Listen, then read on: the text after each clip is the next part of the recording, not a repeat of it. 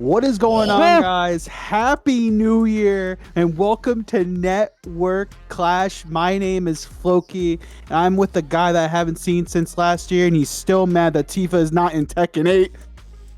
I'm not mad, dude. Hold on. Don't break the context and recontextualize the whole intro.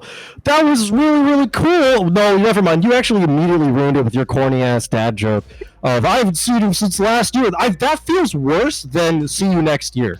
But yeah, hello, welcome back to Network Clash. It's a new year, which means it's going to be a whole new year of Street Fighter 6 action here on the Fridays at the Network Clash, brought to you by the Central Illinois FGC.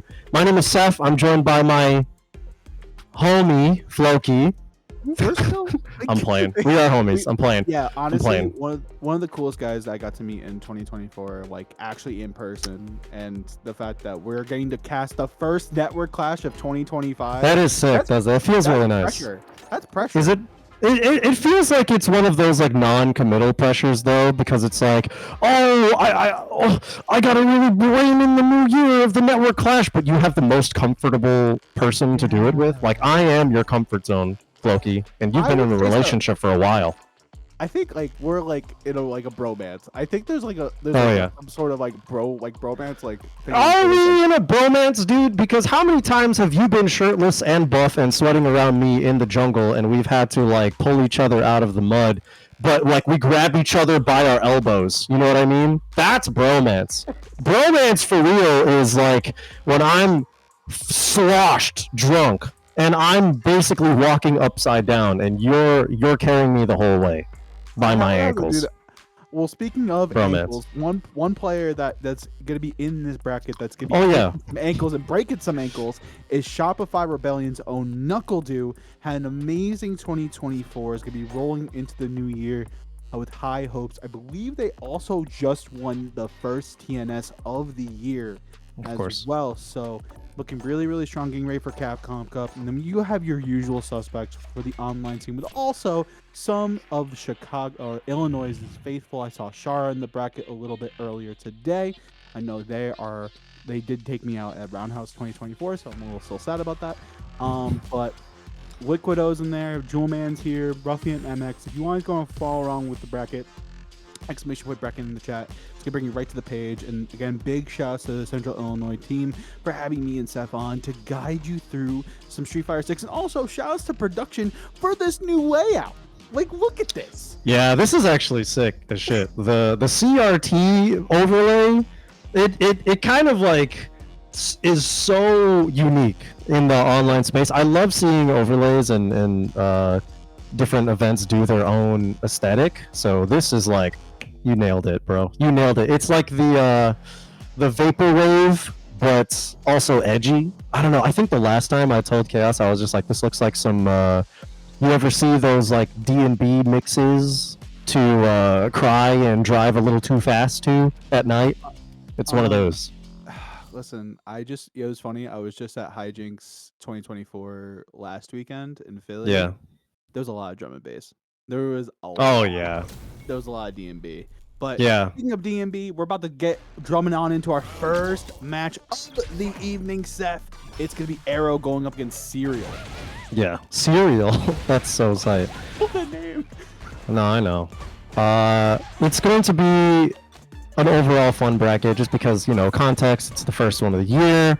We're going to see how these guys have been shaping up past the holiday break. I know that some people have been like wanting to take some breaks, play some other games, whatever other popular games, but it looks like so far Arrow has been feeling pretty good in the comfort zone, now trying to drive rush back out, keep that pressure going. Serial, huge life deficit right now. Ooh, but the cross-up's going to kick things off for Serial. Okay, we're going to take the Bag Fears counter hit edition.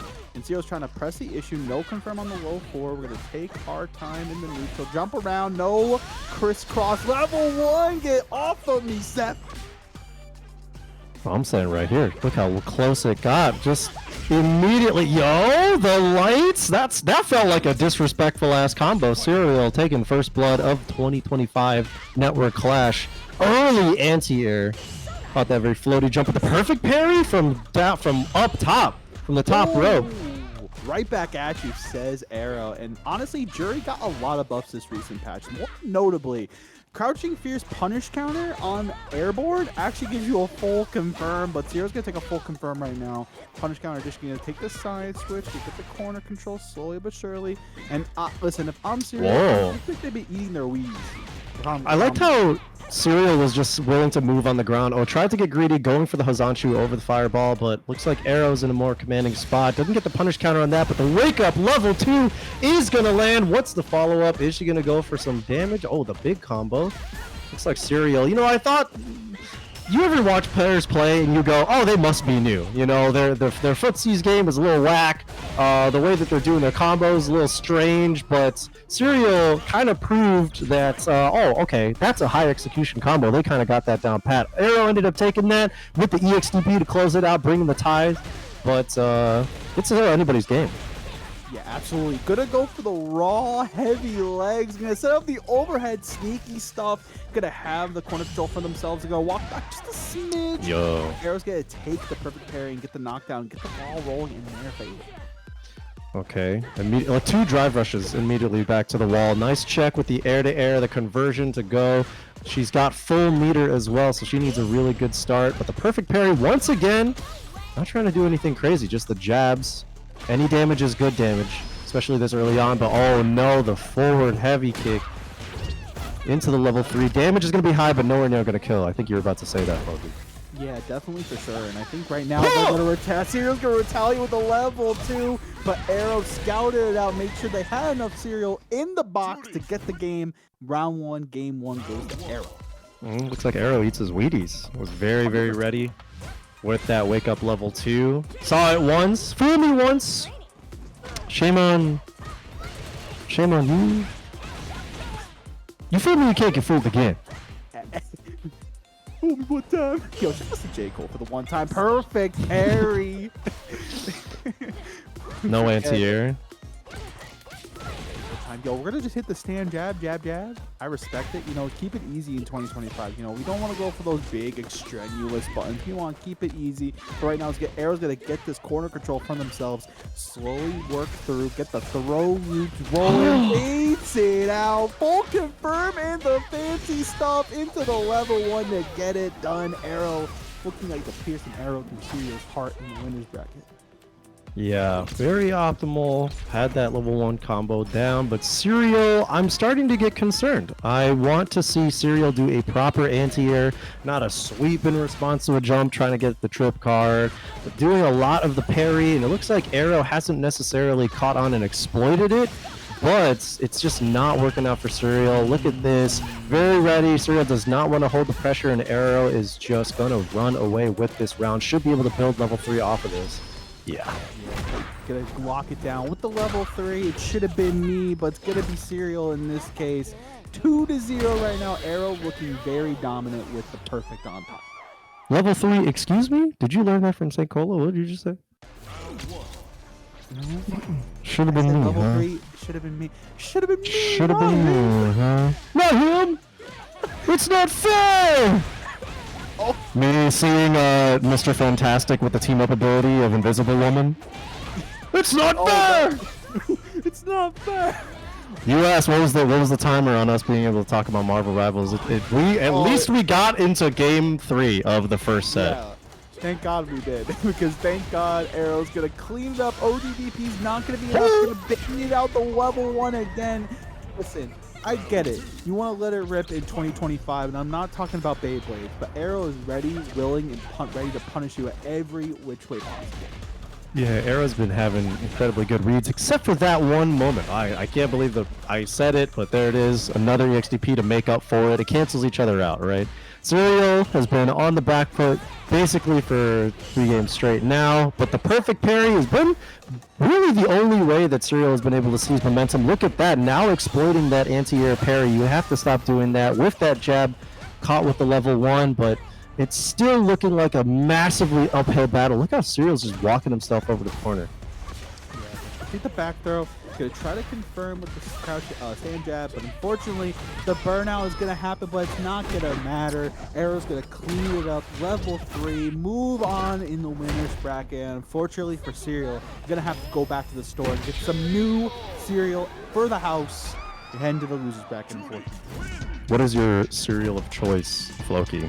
If you get unlimited access to any cereal box of your choice, what's the one that you're picking? God, see, why are you doing this to me? What's your favorite cereal, and what cereal would you eat if for the rest of your life you had to do one? I would say favorite cereal, hot take, is Frosted. Like, it's between Frosted Mini Wheats and like Cinnamon Toast Crunch.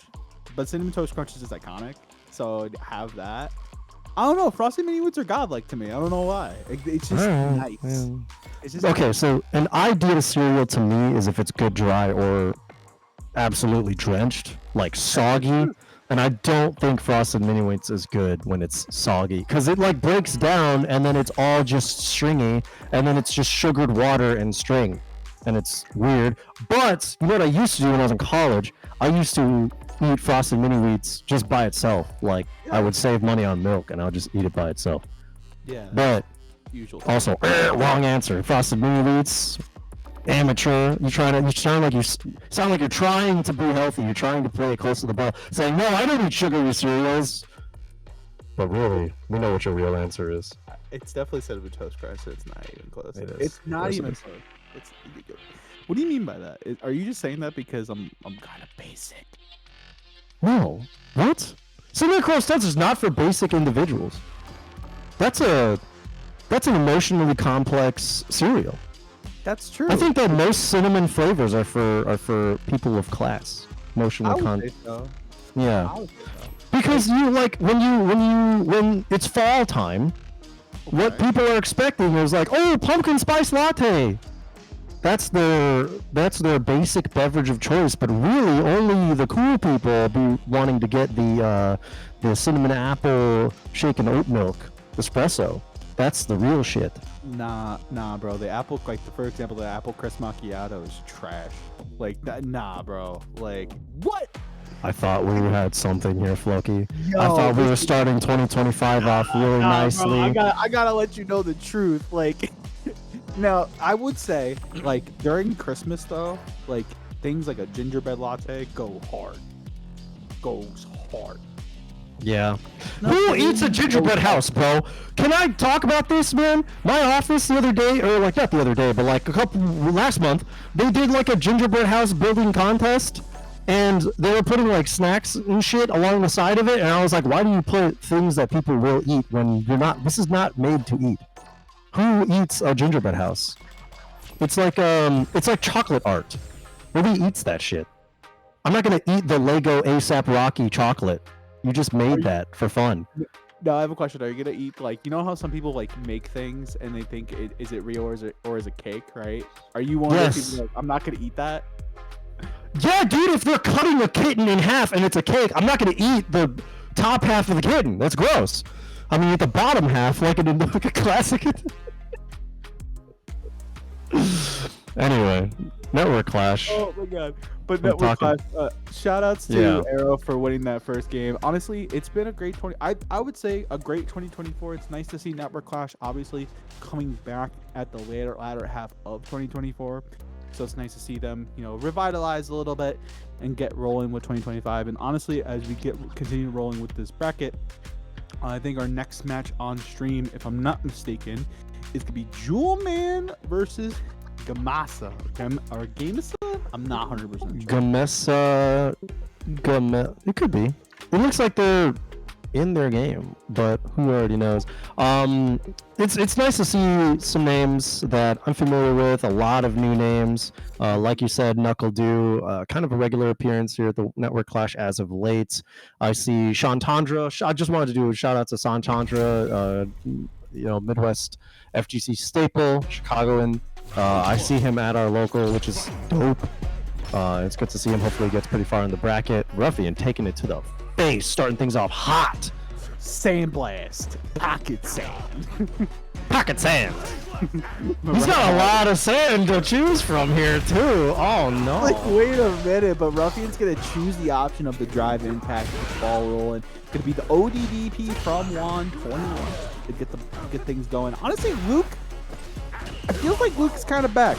like there were a lot of damage buffs across the board for him. Obviously, the OD Sandblast being buffed when it hits the corner, you get a full wall splat now. I think it gives him more tools to work with. As you see Juan confirming this low forward, bring Ruffian into the corner. But Ruffian, though, Blanca is still not a bad character. No, absolutely not. I think that there hasn't been much to Blanca that will kind of like change people's minds on where he's going to land on the tier list or like restore any of his strengths and stuff. But Luke, as you said, probably back, I would want to say. We're starting to see him appear a lot more in brackets. He got a lot more stability with his damage output and some of his new combo routes. But it's really just good to see the character meta fluctuating as it does in Street Fighter overall. It's really tough to see things get dry in this game because it's one of the new modern games, which is why like it's surprising that we see Blanca as often as we do, despite like not many people putting him at the top of the tier list, right? But then you see some damage like this in an awful scenario for you to be in, and look at that, the stand medium kick counter hit. Unfortunate situation for Juan 21. Going down a game, but still a lot of room in this 1-to-3 environment. Absolutely. The beauty of Street Fighter 6 1-to-3 is plenty of time for adaptation like we're talking about. But right now, Juan's going to get the confirm off the cross-up. Just keep the knockdown flash. Now go OD, Blanca ball, get off me, says Ruffian. The raw sweep? Sweep the leg, Danielson? No, another one of those anti-air parries. We just actually see an anti-air parry. Oh, but anti-air you won't see. You'll see a chopped and screwed full confirm. Not enough to kill Ruffian. Ruffian's gonna get baited with the drive reversal. And it's gonna be a little jab for Juan to get the job done. Yeah, that was a really good bait from Juan, and also didn't overcommit on a punish. He decided to just go with what was quick and what would reach the light punches. So good stuff to Juan, be able to pick that up. The drive impact. Getting a little bit of a damage here, but he's got that level 3, one more touch, and that's the round for him. Obviously, but the beast has been unleashed, and honestly, one thing to be kind of noting about Ruffian is the second time we've already seen him commit to the OD Blanca ball on lookup. So once you kind of see Ruffian hanging around that like 4 drive gauge, 3 drive gauge, you'll let it go. Speaking of letting it go, the impact is there for Ruffian's. Gonna take the side switch, gonna set up the Blanca doll once again. Gotta be careful about ODDP on either side. It's getting a little scrambly out here, and I'm not talking about eggs. Oh my god, the impact stun! And Ruffian, just like that, is not gonna take the round, but we're gonna get jiggy with the mix-ups. Oh my goodness, driver doesn't get off of me!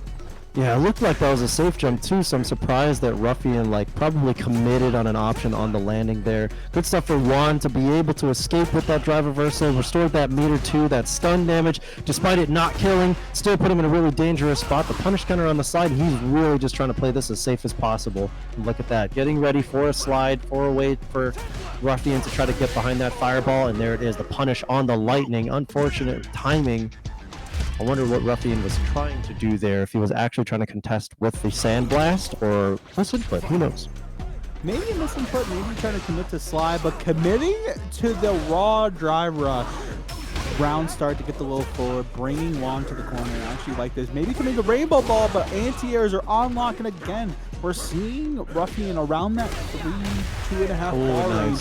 Commit to that OD, and I love the use of the impacts here from Juan. Attack the drive gauge and force Ruffian to be a little bit more honest with their approach.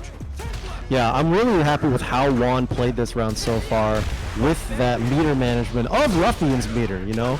And he was more than willing to take that EXDP in order to bring him into the burnout, more than willing to apply that pressure, go for a meter burn route after doing so, and he played that round pretty exceptionally well in terms of just destroying Ruffian's resources. Yeah, so I think at this point in the game, we were talking about the development of Street Fighter 6. One thing to be talking about is the drive gauge and how we've seen the game evolve in that regard, right? Because now we're seeing things like Juan committing to the level 1 to get Ruffian off. We're going to commit to the shoulder charge too. We're just going to do it. Full send, shoulder tackle, bro? Okay, remember all those props I was giving Juan, bro? I take it a little back. He's still a little nutty, bro. Okay, still going a little antsy with the drive impacts in the corner. Last time that did not work out too well for him. I mean, it did in this game, but in the game before, Ruffian was ready. Ruffian now waking up and probably is going to respond to some of those offensive situations a little bit better. But here we go, final round of game 3. Game 3. victory. Who's going to get the combo meal? Committing to the second half of the Flash Knuckle Air Edition. Nice parry by Juan. Gonna bait out the parry. You get so much recovery now. And that was one of the big changes in Season 2 in general. The backthrow incidents could be there for Juan though to reestablish pressure. And the Lightning Beast was still active, so he got out of dodge. Ruffian looking very comfortable. Gonna set up the doll one more time. And Seth, this is not looking good for Juan.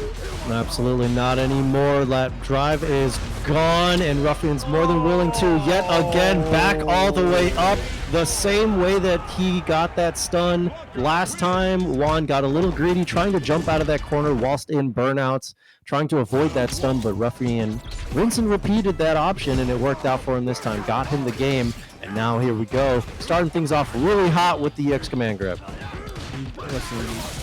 That's like a unicorn button, right? It's like when you see that, oh no, gonna take the knockdown, no punish on the parry. Juan's gonna go through the roulette of options to try to see if they can find an answer, counter his there, gonna throw up some pockets in. Nobody was home for that punish that time. Rainbow Ball connects.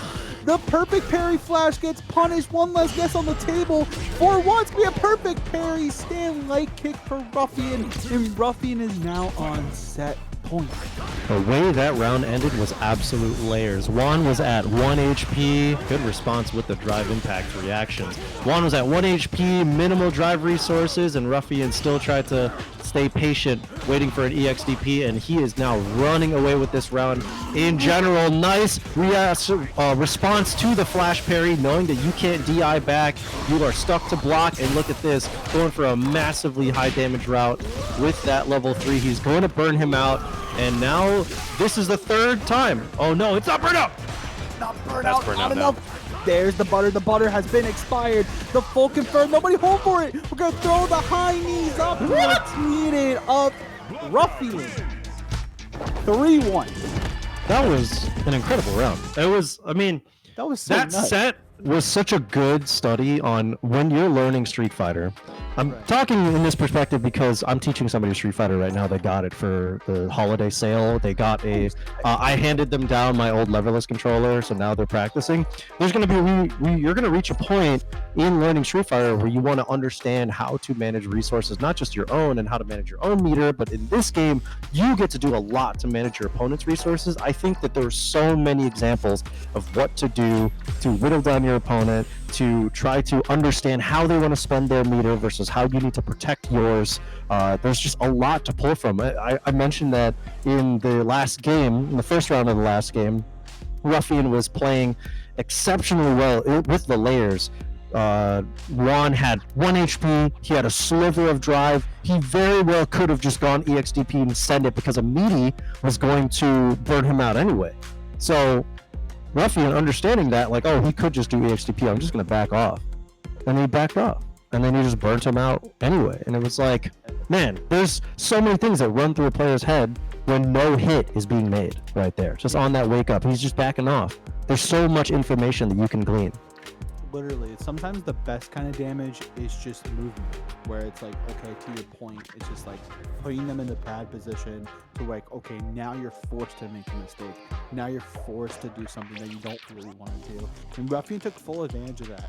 The ending to that, where they were just like, okay, I'm going to commit to the drive rush knees and be like, okay, you really don't know what to do about this right now. I'm going to put something on the table that hasn't been put on the table yet. And it kind of goes back to the other plan you were talking about. In Street Fighter, and just fighting games in general, you're going to be learning about so many different things, so many different interactions, buttons and moves you might not see often. So then the fact that Ruffian knowledge checked Juan right at the end is like, okay, how do you react to this? I'm going to put you in kind of a couple reset situations to get the job done. I don't think Juan was ready for that, for the mental stack, unfortunately. They could be hanging on to the less unfortunate side of the bracket to see if they can get it done. Honestly, you should be knowledge checking people that are just going to full send tackle like that, the way that he did in game 2. Listen, that was insane. Listen, I think he's the kind of guy that, like, you know, in Mario Kart, like when you get the green shells and like you get the 3 of them and you just want to throw them, he just full sent it. He was like, you know what, if this hits, cool. If it doesn't hit, it's a-okay. Like, you know what's stupid sometimes? I'm playing Mario Kart with people, and it's like, people will say like, I cook you in Mario Kart. I'll really cook. You know what I'm talking about? Like those IPA drinkers. They'll say like, oh, I'm so good at Mario Kart. It's like IPA drinkers and like Taylor Swift fans. I'm really good at Mario Kart, and then they don't know how to like hold the item behind them. Will you cook?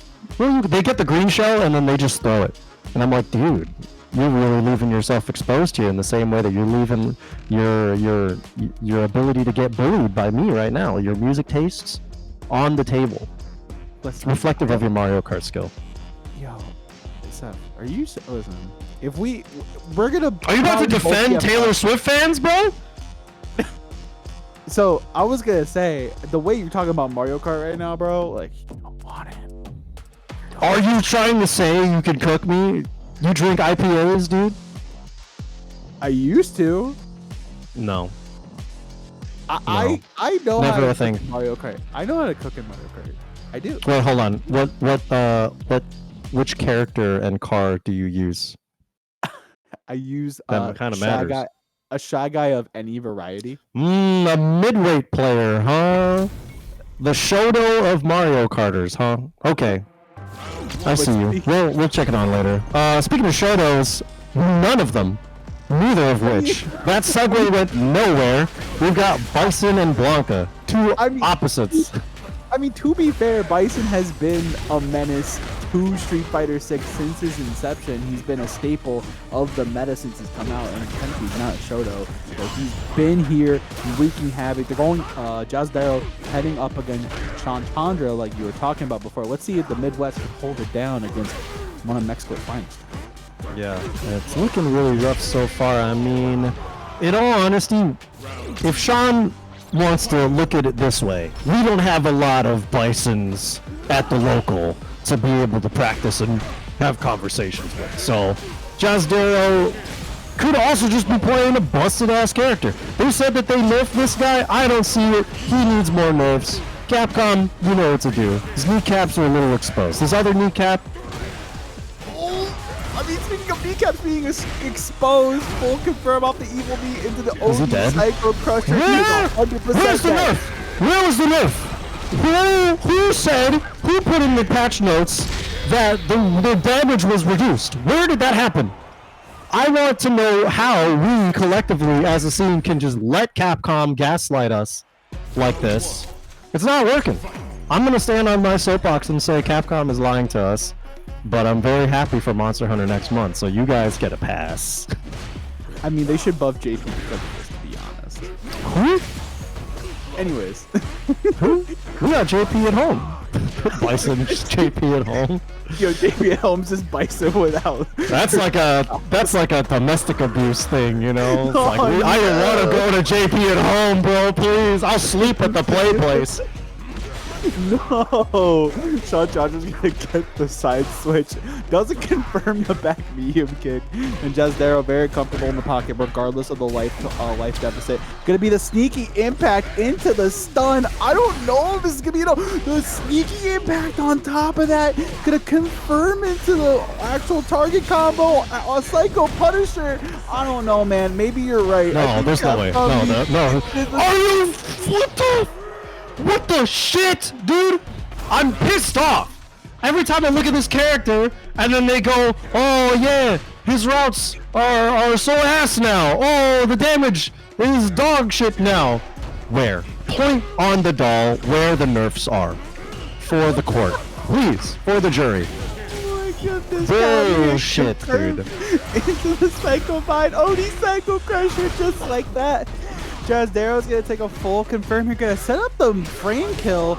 Unfortunately, nobody was home for it. Chantandra's gonna get a knockdown, bring the side switch, bring the level 2, and now it's gonna be Jazdaro to get something going, but they're gonna thread the needle with the lights. It's gonna take anything. It's gonna take a Psycho Punisher. And Jazdaro, just like that, blinking, you'll miss it. He's up 2-0. I love how Chantandra popped Lightning Beast and Jazdaro drive rushed at him. You're insane, bro. This is what Bison players are like? This is how you think? I'm up against probably the second most fearsome super in the game. I'm going to just walk at it. No, I'm gonna full sprint at it. That's like Floridians shooting at the Hurricane. It's like you're really making a point here. I can't argue with you. because you don't have logic, but it works anyway, you know? Because those Flirtians are doing fine. Look at this. Finally, hopefully in a better position, Sean Tondra having that DI, he's got to burn this out. Yes, there we go. Can't let him escape. Can't let him do the EX Nightmare. Or the knee press Nightmare. There we go. That's what I'm talking about. Get it right there. Sean Tondra looking to get themselves back in the driver's seat. Again, being down 2-0 against Jazdero. Against a character like M. Bison, ever since his release, he's been wrecking havoc. We were talking about that before. It's just true. His damage has been really strong. His buttons and neutral are very strong. But again, the level 2 is going to be engaged from Sean Tondra. Doesn't get the corner carry. Unfortunate. OD Cycle Crusher from downtown. And just like that, Jazdero's trying to go run away with it. Oh no, not like. It's going to be a level 3. I don't know if this is enough, Seth. I don't think so. I don't think so, because if it is... Oh, thank God, dude. Thank God. You would have had to find a second commentator. If that killed. I was like, that was barely in the yellow, dude. There's no way Bison just gets like a aura buff. Okay, Sean Tondra is going to... Yeah, I was gonna say that's a gauntlet. That's a real like fight back. And your mom's watching too. That really sucks, man. Sean Tondra has 1 life left. Absolute last chance here. Back to the wall. There's no level 3 to be afraid of though, Floki. It really is not, but that meter is slowly coming back. Nice backdash by Sean Tondra, and again, we've seen the same situation for the last couple games, but now the level 2 is engaged. We've seen it before. Can Sean Tondra get something rolling? Nice anti-air. Gonna set up the doll after this, get the mix-up going. There it is, full confirmed. Is this gonna be enough? Rainbow Ball? Yep, Sean Tondra. Hold on, maybe I'm yelling about the wrong character right now, dude. What the hell was that? I think there was more to that combo. I feel like Seth is gonna be at Capcom's offices with a pickaxe and like a sign that says Nerf Bison, and he's just like, yeah. Nerf Bison. Let me nerf him myself, you know. He's gonna nerf Bison, and he's gonna not nerf this perfect parry from Sean Tondra. And just like that, Sean has been doing really well doing these side switches, but Jazdero has been scouting him out, letting Sean Tondra do his thing, but he's been perfectly fine fighting on the back foot, because look at this damage and look at this corner carry and putting Sean Tondra in the bad spot just like that. Anybody who wants perfect parry nerfed has never had good grades in their life. They've never once had like a civil conversation with a woman in grade school. Oh no, not like this. I'm saying it right now, not like this. The crouch jab counter hit edition needs to be there, and Jazdero just like that on set point. I feel like Jazz has been doing a really solid job at challenging Sean in a lot of different weird angles, and be like, okay, like to your point before, dashing at that level 2, and really just setting the pace, being like, okay, I know this character, I know what he's about, how can you deal with it? Sean really trying to press the issue. New pressed Nightmare is going to come out from Jazz, and Jazz is just comfortable, be like, okay, cool, I got a little bit of meter, here's a Psycho Mine for you, but it's okay, I have to deal with this perfect pair right now, it's fine, it's chill, it's chill. Yeah. I mean, I didn't agree with the drive rush there, even though it was still meter efficient. He did want to gain some space, but I really like how Sean Tondra is more focusing on keeping this corner, trying to lock Jazdero down and brute force him to spend meter to escape. This is the only way that Bison gets to escape. He's trying to jump out to bait either a knee press Nightmare or a drive reversal, but now he's in burnout, and he is in a very desperate situation. He's going to have to look for a very... it was going to be airtight. If he wanted a level 1 whatsoever, it was airtight, and it was so risky for him to try to make his way out of that corner. Good stuff to Jazdero for that lockdown there. Sean Tondra put up a real fighting spirit, especially in those last couple of games, but Destiny wanted to say otherwise, and he's still alive on the loser side, so he's no slouch, dude. He'll be cruising through that easy breezy. But I hate Bison. I was trying to rhyme that, it wasn't happening. Yeah, it's whatever. Rhyme on a dime and always be fine. It's okay. You have that scripted. That doesn't count. That's like the Childish Gambino freestyling, and he's like reading off of his phone, and it's like, why would you out my phone? Why would you have the title? Why would you have the title of the video be freestyle, and I can very much see him reading off of his phone? That's not whatever. They let way too many things go on the Breakfast Club. Anyway, I'm very excited for Mai. I want to talk a little bit about Mai's gonna be sick. Mai. Yeah, she better be sick. It's like, I mean, Mai Shiranui, honestly, you know, I'm glad what they did. I mean, obviously they buffed Terry a lot this past patch, and hopefully we'll see a little bit of Terry action this week. But you know, Mai Shiranui, a lot to be expected now because of what they did with Terry, and they're like, okay, like this is what, you know, the envelope could look like.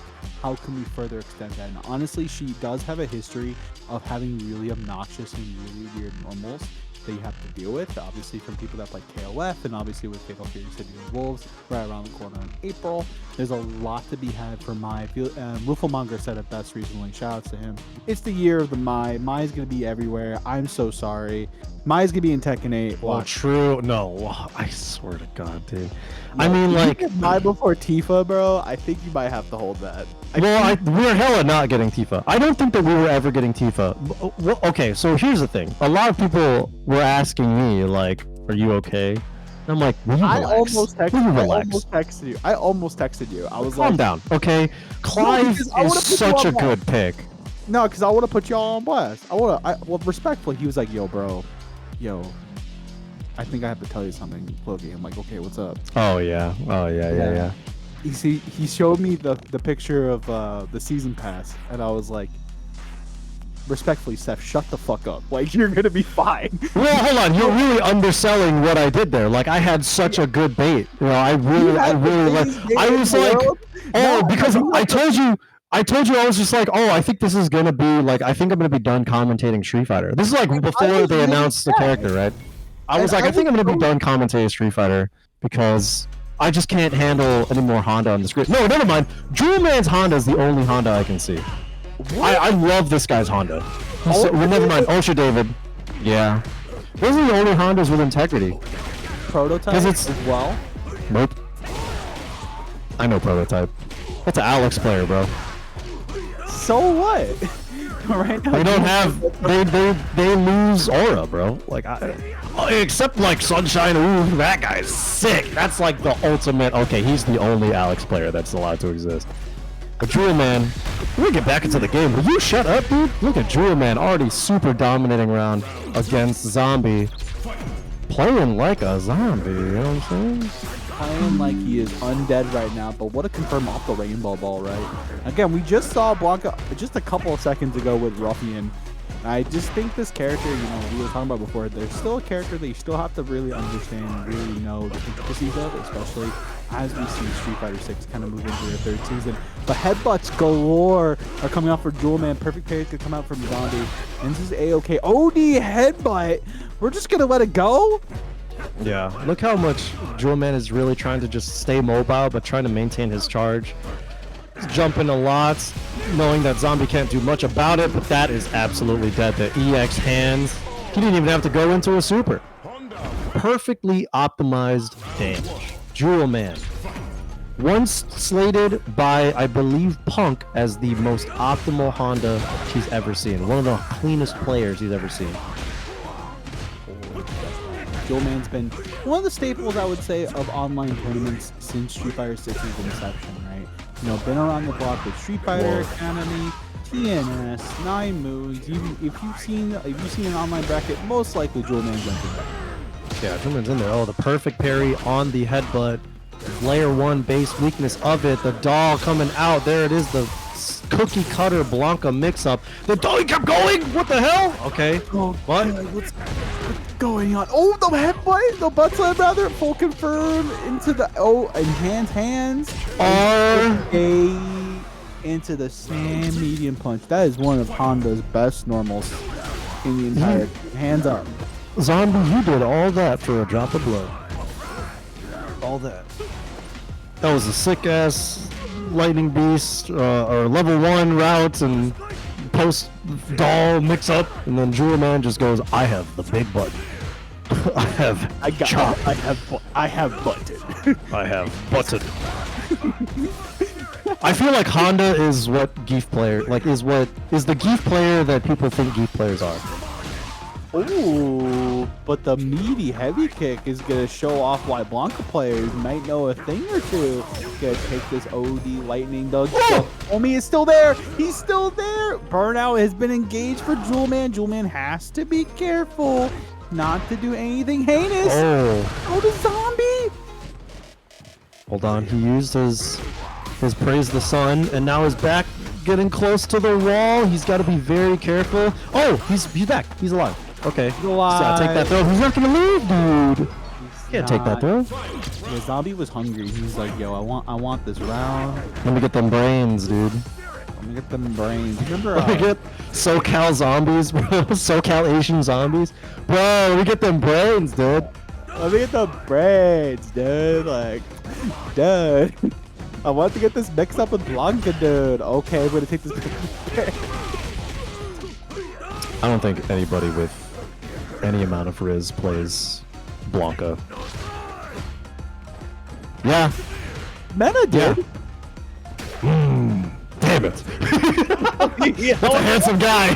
Son of a bitch. That's a good looking dude. That's a good looking perfect parry from Jewelman. Jewelman trying to set the pace, clap it up once time. Give me the punish counter, Blanca ball. Get things rolling once again. Headbutt in response. And now we're just standing off. It's like the Wild West. It's like doo doo doo. No. Hold on. Oh, look at that. Fearsome. The yellow walking. Hold on. Dual man.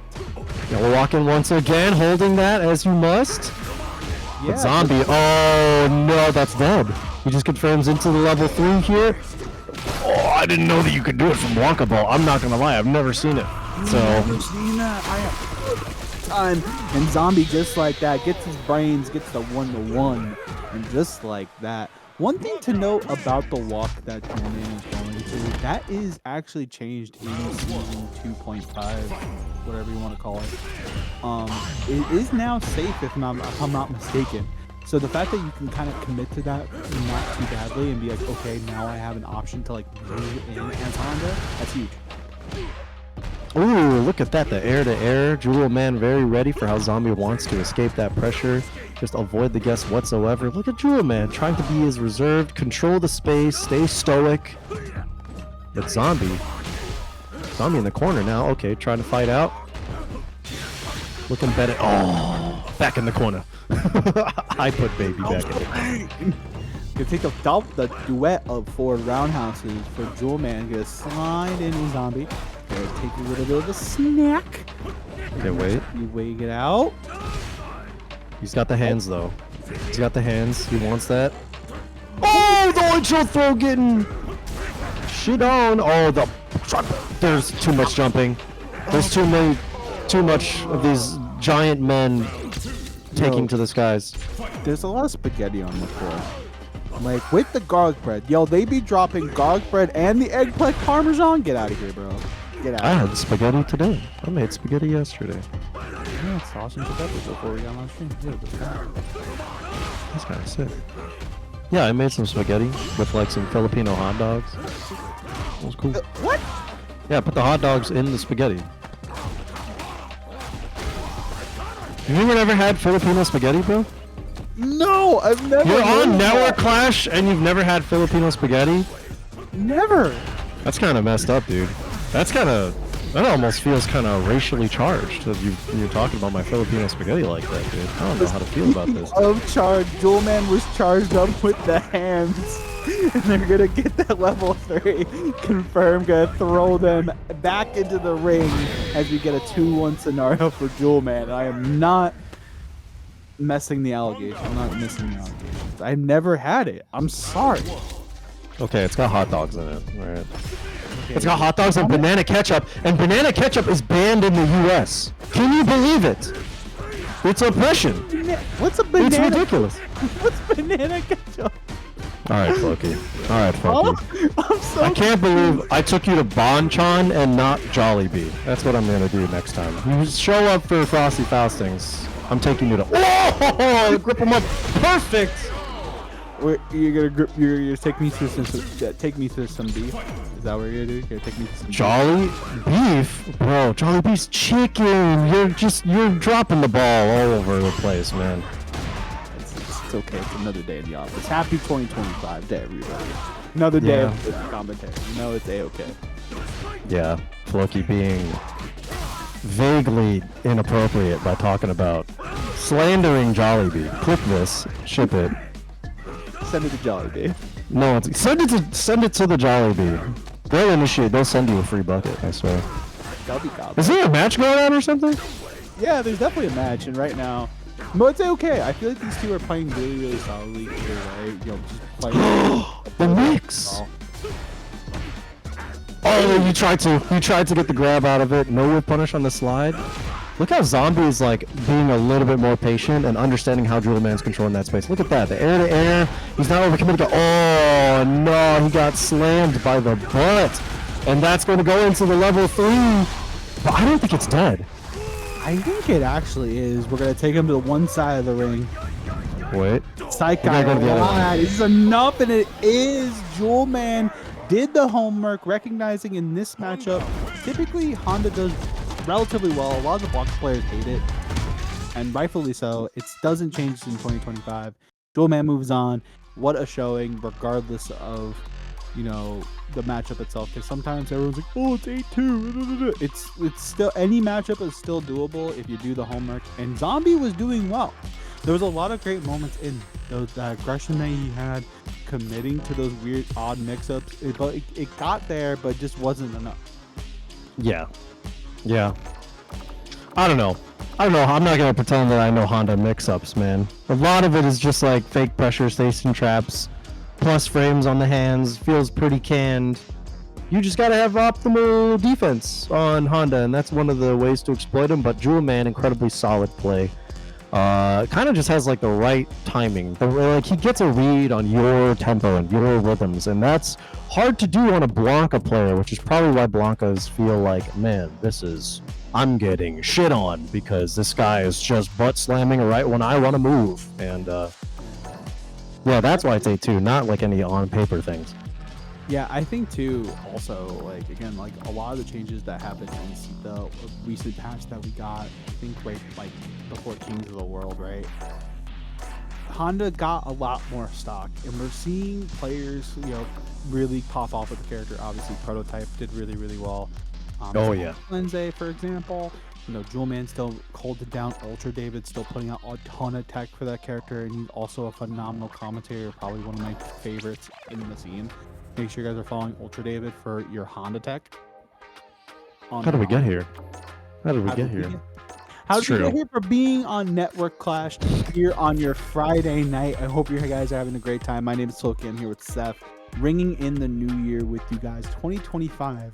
You know, we have a bunch to look forward to. We were talking about mine before. Obviously, Elena's still on the horizon in a season 3. And a season 3.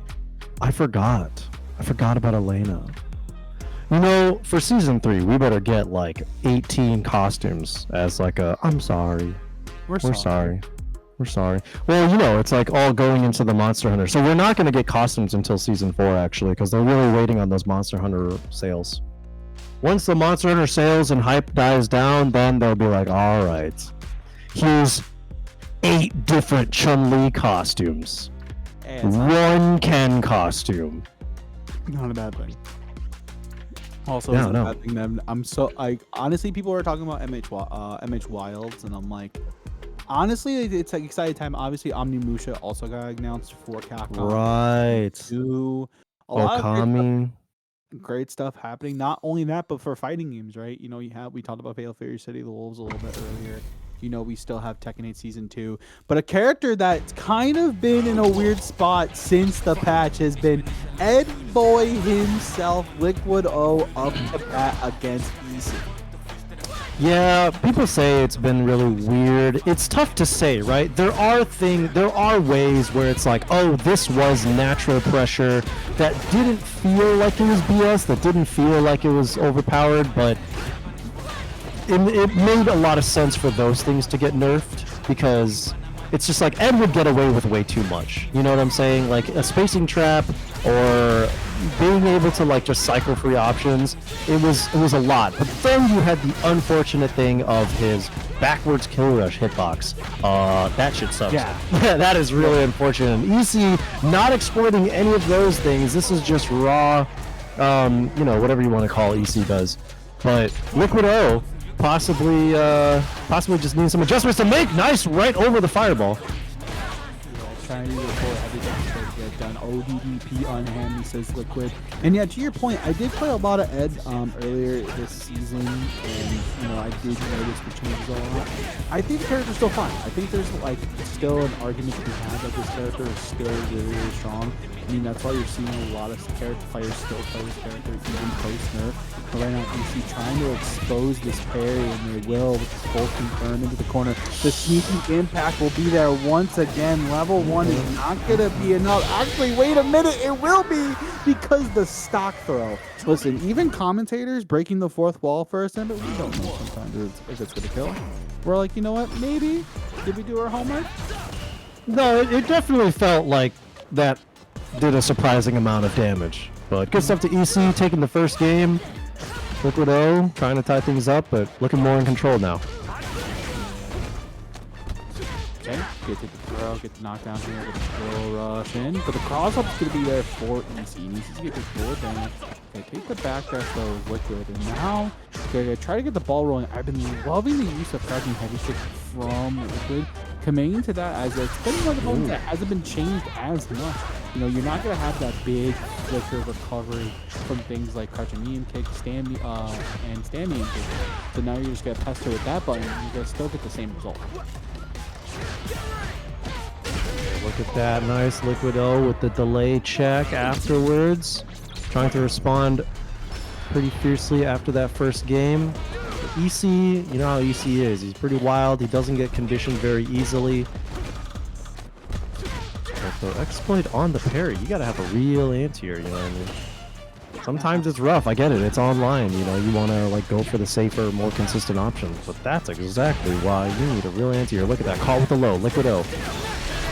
Liquid O good. Take him to the Psycho Chamber, that level 3. Not going to be enough to kill, but definitely going to put EC on life support with no meter to boot. Burnout's still imminent, so anything will do it good. Try to use the actual let's do the anti-air light DP. You were looking for an actual punish into the rage quit? Yeah, not a rage quit, it's just a spectator. It's really funny that there's a spectator issue going on in this particular match, but hopefully we get right back in there.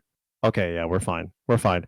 I don't know if we have the fast forward thing, but we're just gonna talk about the game as if we don't. But yeah, it's listen, that's just one of the things about online. You know, there was a post that I put up earlier where I was just like, there's a reason I keep the offline thing going and I will keep forever. It's for situations like, you know, the non-competitive stuff, the essential non-competitive stuff. Sometimes I just want to see my friends. Sometimes I want to do the forward heavy punch over the fireball and then be like, yo, I got your ass in person. Sometimes I want to bait the DP, get this, drop the combo, and then really be an asshole about it in person.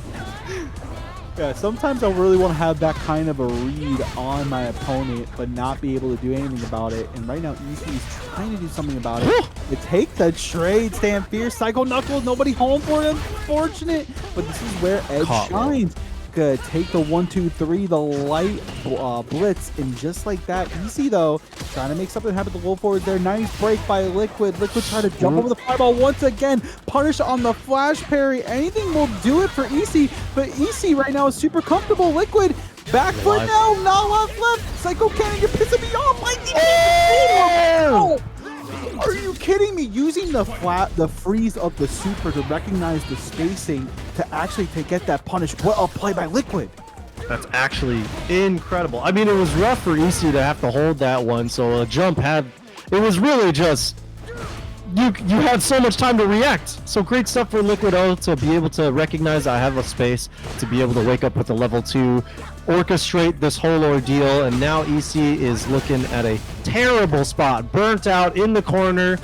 Liquid O not trying to overextend the pressure, but this is it right here. Oh, the chase down, the meaty, the neutral jump. But look at that, the pressure, and just like that, it's over. Tries to go in once again with that, but here we go. Big combo into the level 1. Ooh! I love it. Oh, storm, and just like that, Liquido. And honestly, this kind of shows like how much of a great player Liquido is. You know, did qualify for the regional finals this year for the Capcom Pro Tour. Unfortunately, couldn't get it done. Uriel did qualify out of Mexico, but Mexico as a scene has a lot of great players behind it, and Liquido, EC's a part of that as well. Really trying to get the job done. EC gonna get fancy with it, using the light DP as a frame kill. Not this time. ODDP, get off on me. Ooh, but that jump heavy punch, setting up a terrible scenario, and now Liquido on the back foot as EC is trying to tie this one up, but the jump, the online strats, dude. Bait those throws with the jumps. A-okay. They'll slowly try to mount more pressure, but EC can get this knockdown, get the ball rolling a little bit more. Nice roll forward again. Gonna bait out the DP this time. We're like, okay, now I can get my full damage in. Now I can fully commit to this level 3. It's not gonna be enough, but it's gonna put Liquid in a really bad spot set. It could be a really bad spot. I mean, he still has meter to work with. Can't quite EXDP. Definitely can't be waking up with that throw. Block that overhead. You cannot DI through that, and you did not have a level 3 to be able to buffer into. EC now tying it up 2-2. Pretty nail-biting situation. Kind of inescapable. Like you can only do so much. Sometimes you're off by like a decibel, like literally 1 unit of a meter build. You really think like, okay, I'm just gonna buffer, I'm just gonna let it rip, you know, hopefully I'll be okay. Sometimes you're just not okay. But wow, sometimes that Hail Mary drive rush actually just works out as the fireball extinguishes. But there it is, EC taking full advantage of those really unfortunate Ed nerfs. And Liquido getting control. I haven't seen that in a real match ever, and that just like hurts my feelings to watch. Oh yeah, dude. Oh man, it is the worst feeling. And EC making the burnout theirs to work with, and making Liquid really second guess themselves. They had a really strong start to set, and now Liquid's kind of scrambling right now, trying to get the fireball set up, trying to force these jumps for EC so they can properly anti-air. But EC's not biting. EC's like, okay, cool. I'm going to commit to just jumps and not actually get dive kick. I'll see what you do. But the counter hit addition will be what Liquid does with that stand medium punch, and just like that, Liquid is sitting on a set point. Yeah, that was incredible pressure from Liquid there. The EX clashes with that, tries to advance forward, tries to trade that damage, and looks like EC is just more than willing to take these throws. Liquido's doing a lot better at being stoic with that positioning, but here it is, the drive rush all the way in. EC catching him with that meaty button. And once again, back to the wall. How's he going to get out of this situation? Yeah, the perfect parry! Oh, we're not going to commit to the level 2, and it's A-okay. You have level 3 locked and loaded once the proper time comes out. Not going to be there. It could be the throw. One last guess for both players. This attack gets baited with a perfect parry, and EC is going to wrap this up, make the comeback, and move into a final game, final round, Psych Live. That is insane. Yeah, that's insane. Okay, so he had to spend meter. Hopefully that's going to work out for him. But what a perfect parry. And what a perfect parry back, dude. For him to be able to say, like, I don't like how I lost that one. I'm not losing this one. Great air to air. Still can't quite keep him on the ground, but Liquid O just going to do the most that he has with this life advantage. But also trying to stay meter conservative. Also, oh yeah. Wait, does he have those? Now? Does he have those? You don't even need them at this point. You're going to take the basic confirm here into the jump. Gonna get the pressure going. It's actually not a true safe jump off that situation. Unfortunate. And EC's going to take full advantage. Oh my goodness, the throw is there. EC's going to try to make his dreams come true. The back throw incident's going to come out from Liquid. Anything will do it for them right now. Don't confirm. Jab, unfortunate. The throw is going to be there. And Liquid Liquid says, you know what, Floki? I'm gonna need you to relax. I have this all under control from start to finish. 3-2 in his favor. They move on. My bad. I didn't recognize your game. Sometimes, guys, we forget what round it is. But that's okay. That's the beauty of fighting games. That's the beauty of commentating with people like Seth. This is the beauty of things like Network Clash coming back in 2025. You love to see it. What the hell was that? What the hell was the low for the just the full send on the heavy Fuha, man? What was that? What was that? Well, you can blame lag, you can blame lack of a hit confirm, but either way, they both went unpunished, and I think that's what I'm more upset about. But you know what you can be more upset about? If you guys are not following this stream, if you guys are loving the content tonight, make sure you guys are following the Central Illinois FGC Twitch that you guys are watching right now. And wait, hold on. Excuse me. Can you say Illinois again? Illinois? Okay. You said Illinois, and I needed to... Did I say Illinois? You said Illinois. You said it with an S, and I just needed to. It was more pressing. Like, obviously, yes. Follow the channel, subscribe to them, follow them on Twitter, and all the good stuff. But it's Illinois, okay? I gotta come in here as a defender of my homeland. As... Did you do the glasses thing too? You're like, well, you're seen there. Well, actually, according to the comics, it's actually Illinois. According to the Emancipation Proclamation, it's definitely Illinois. But guys, make sure you guys are following the homie Seth on Twitter and on Blue Sky. I heard he's over there too on both those apps. Are you? I have a Blue Sky. I haven't touched it in like 2 weeks, bro. Look, man. Work now. You know what Blue Sky is for? Blue Sky is for like O2ers. That's what it feels like. Blue Sky is for like. Damn. Blue Sky is for. Look, I gotta market, man. I gotta market my event. I gotta keep up to date on other events. And the memes are better. The memes are better on Twitter. I'm so sorry. Like, all of the memes on Blue Sky are just like, man, this is not Twitter. And meanwhile, Twitter is giving me, like, great quality January 6 memes that I need to stay current on. We are coming up, man. I gotta know. I need to know. And the Blue Sky just doesn't have it yet. They just don't have the sauce like that quite yet. I'm sure that they're going to get there once the bullying becomes okay. But honestly, the internet just needs a little bit of bullying if you want to stay funny. It's a great place to be if you want peace, though. If you want to, like, not see all of the, like, garbage and chaos and the AI shit and, like, ads and everything, like, Blue Sky is that. It's that. It's like posting on Instagram, but only for your grandparents to see. You know what I mean? That's what Blue Sky's like. But guys, make sure you guys are the short of that is make sure you guys are following the homie Seth on all of his socials. My man's gonna be doing some great things in 2025. I can't wait for him to host another event and me to commentate one of his events because, dude, that whole interaction during mid-best top 3 was probably the funniest thing ever. I was sitting there, I was like, I'm just gonna look you dead in your eyes while you're doing your. That's what you were doing. That's what you're doing. You were looking me in the eyes. I was like talking to the thing. I saw the monitor and I was like, bro, I'm gonna literally just look at you, stare menacingly. I feel like that had nothing to do with the top 3 and more so the fact that I was like in your vicinity and you're just like, I need to make eye contact, which you should be. That's a respectable thing to do. Yeah, awkward eye contact. No, I definitely do the.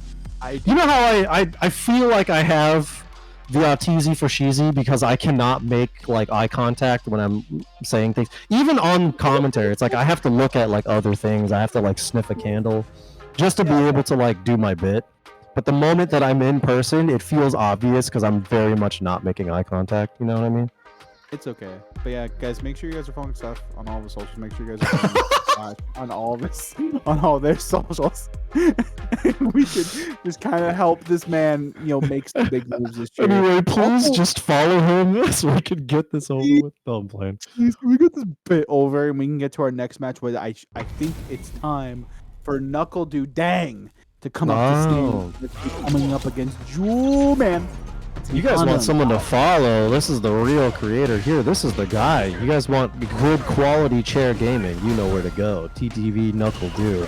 Oh, it says it on his... I forgot. That's a CFN, too. Jewel Man! Yeah, Jewel Man. You're going to have to make it work against Shopify Rebellion Zone. I mean, it's going to be a task indeed, but the pounding counter butt slam is going to be a great start for Jewel.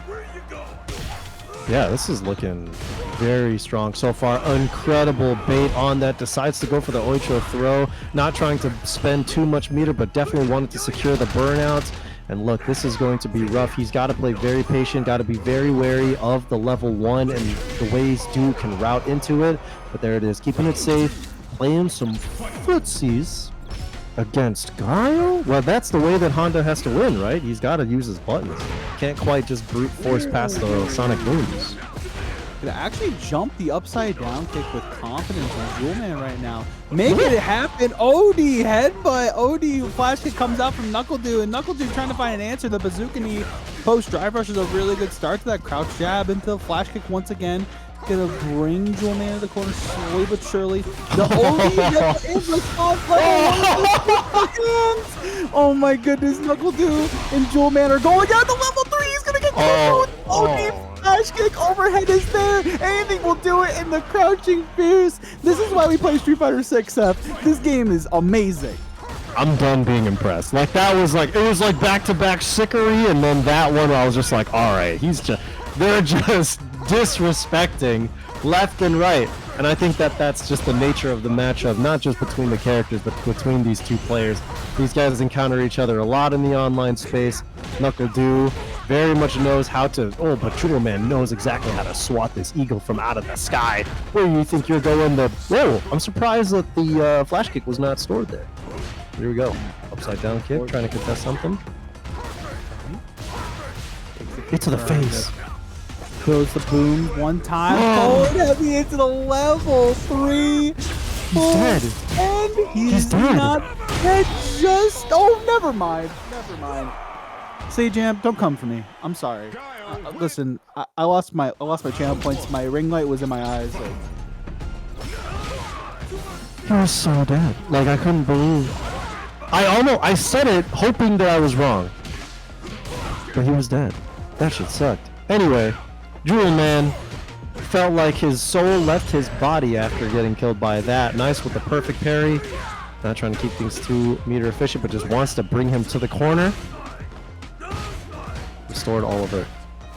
Missed the anti-air on it. Oh yeah! Yeah, that feels good. Yeah, we roll this impact into stun confirmed for Jewel Man.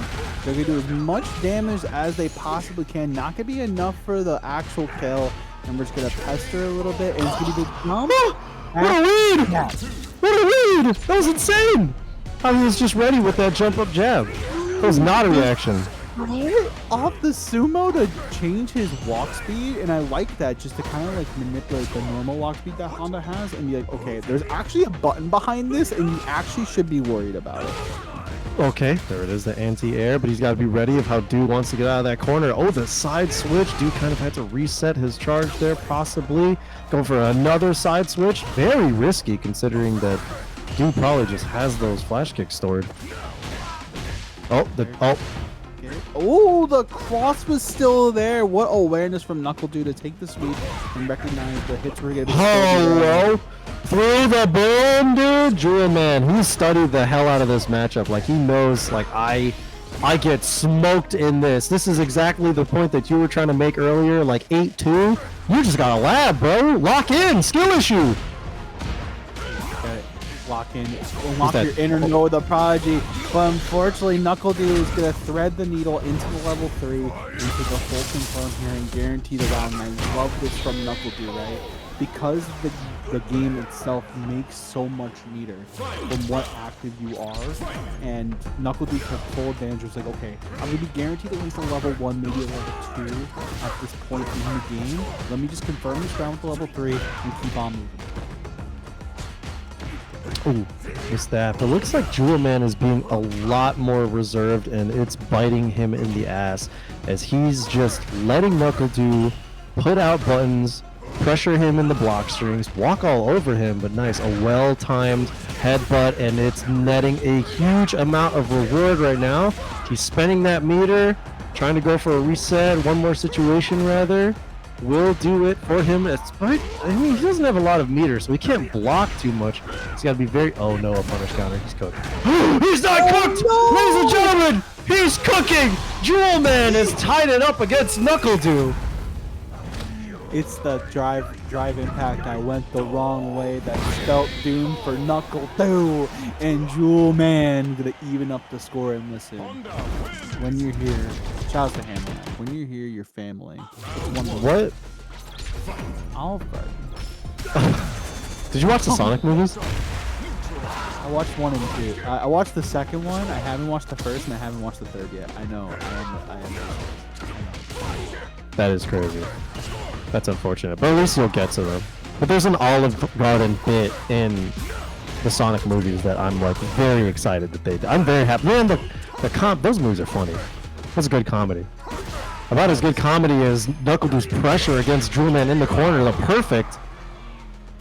That's the real joke of it all, ladies and gentlemen. Is like you thought that you could have a chance against NuckleDo, but looks like Jewel Man once again might. Yeah, I'm liking these choices with buttons that Jewel Man's committing to. Things like the forward roundhouse, things like the crouch and pierce that you saw in round 1. And I like this choice of the perfect parry from Jewel Man. Here come through the corner, gonna get the hands buck, gonna try to clap the boom up, boom away, and just like that, NuckleDo again committing to the overhead. We've seen this so many times in this matchup already. Jewel Man's not ready to block overhead. Yeah, it's true. I mean, it's probably just giving a lot of respect to the threat of the lows. It's probably a lot of visual noise from the Sonic Cross. Oh, tried to go for the butt slam with the lockdown from NuckleDo, and this is a huge risk for Jewel Man to try to close the gap with the big ass whiff punish. He's gonna build the level 3, and he needs to be able to spend every brick that he's got. And I don't know if it's in range. I really hope so. Is this gonna kill Floki? Stop it! Oh my God! It's gonna be an OD boom to shut the door on game number 3. Shopify Rebellion's own NuckleDo staying composed. Say Jam, I'll take my check in the mail, please. Enjoy the clip. Oh no! Is it gonna kill the router? Router edition! Oh no! Oh well. no! Oh no! Oh well. Hey chat, if you could I mean that is a hella will it kill submission. Like that 110%. Absolutely. Yo. And whether it's on D's stream or on the network class stream, like somebody get that shit, send it over. That's like pixel perfect. That was hilarious. So good stuff. Oh wait, we have a set to finish. Yeah, we do have a set to finish, but we also need, again, shoutouts to SayJam. Obviously winning fighting game streamer of the year, which was massive. True. Yep. Showing love to the GOAT himself as we get into our game number 4 right now. NuckleDo very much composed in the pocket, recognizing the wild swings of emotion that these two players are going on. And NuckleDo just kind of getting the momentum and making it their own. I like that response, not worrying about having to guess on the low or the overhead, just be willing to spend that meter, but now it's coming back to bite him as he is back to the wall, about to get burnt out, but Jewel Man snipes the right moment to mash out of it, and look at that, as long as he can keep his meter, and it's just really close, but the perfect parry, it was exactly what Do wanted, is able to turn the tide, and he is not deterred by this amount of life at all. He's just going to chip him down, but then follow up with the drive rush conversion, back is to the wall, he's just going to be willing to spend that level 2, and what? Okay. They'll walk up, maybe something with the internet, because at the end of the day, it's okay. 2025, we don't know. We honestly don't know, but it's okay. These players, recognizing that online is a very weird and difficult environment at times, recognizing the round is probably over. But the round might be slowly close to over as NuckleDude punishes that OD headbutt with that full confirm into the flash kick. Does have the corner control still. The actual parry, the butt slam, but the alright choke throws could be there for Jewel Man. Can take full control. OD flash kick, not gonna be enough for him. But Seth, this is looking dire. It is looking dire. Oh, but the DI, and now he lives to fight another day, makes up for that last round. I don't know. I had my eyes, like I had the monocle on, my mustache curled up, and I had the pipe, the flat cap. I was full detective mode as to why Jewel Man just full walked into that round. But, okay, we're doing okay. We're doing okay. The level 3 is continuing as normal. He's getting a lot of damage. He's healing the drive bar. And he's got NuckleDude in the corner. Optimal positioning. Ooh, stopping short. With respect, too. Oh no, not. We're doing okay. Hold on. We're okay. We live. We survive. Jewel Man letting the, you gotta let the drive heal and you gotta let the router heal. But also you need to show true sportsmanship. Ladies and gentlemen, this is sportsmanship. This is real esports right here. You think it's the big budget prize pools? You think it's the sponsorships? No, it's the two guys be willing to teabag each other on stage and nobody bats an eye, okay? Definitely going to be this level 3 though from NuckleDude. Oh! Yes. On this, but Jewel Man's going to respond back with the impact of their own. Level 1 is on deck. Jump back roundhouse is there. NuckleDude's trying to close the door on Jewel Man. Nice anti-air stand, medium kick. And Jewel Man's just jumping around. He's like, man, I don't know, man, dude. I'm just going to jump around and try to find an answer and make sure your boom timing's on block. The stand medium kick is locked and loaded, though. NuckleDude's going to try to make them fall onto the boom. Will you sit your fat ass down, dude? What are you doing? You're getting boomed out. You're landing on these. Your thick ass cheeks are just landing on the booms. Jewel Man, come on. I felt like it was winnable. No, I believed in the Jewel Man. I felt that too. But honestly, at the end of the day, the idea of online tournaments, it's all the space that we all participate in, whether you're a player, whether you be a commentator.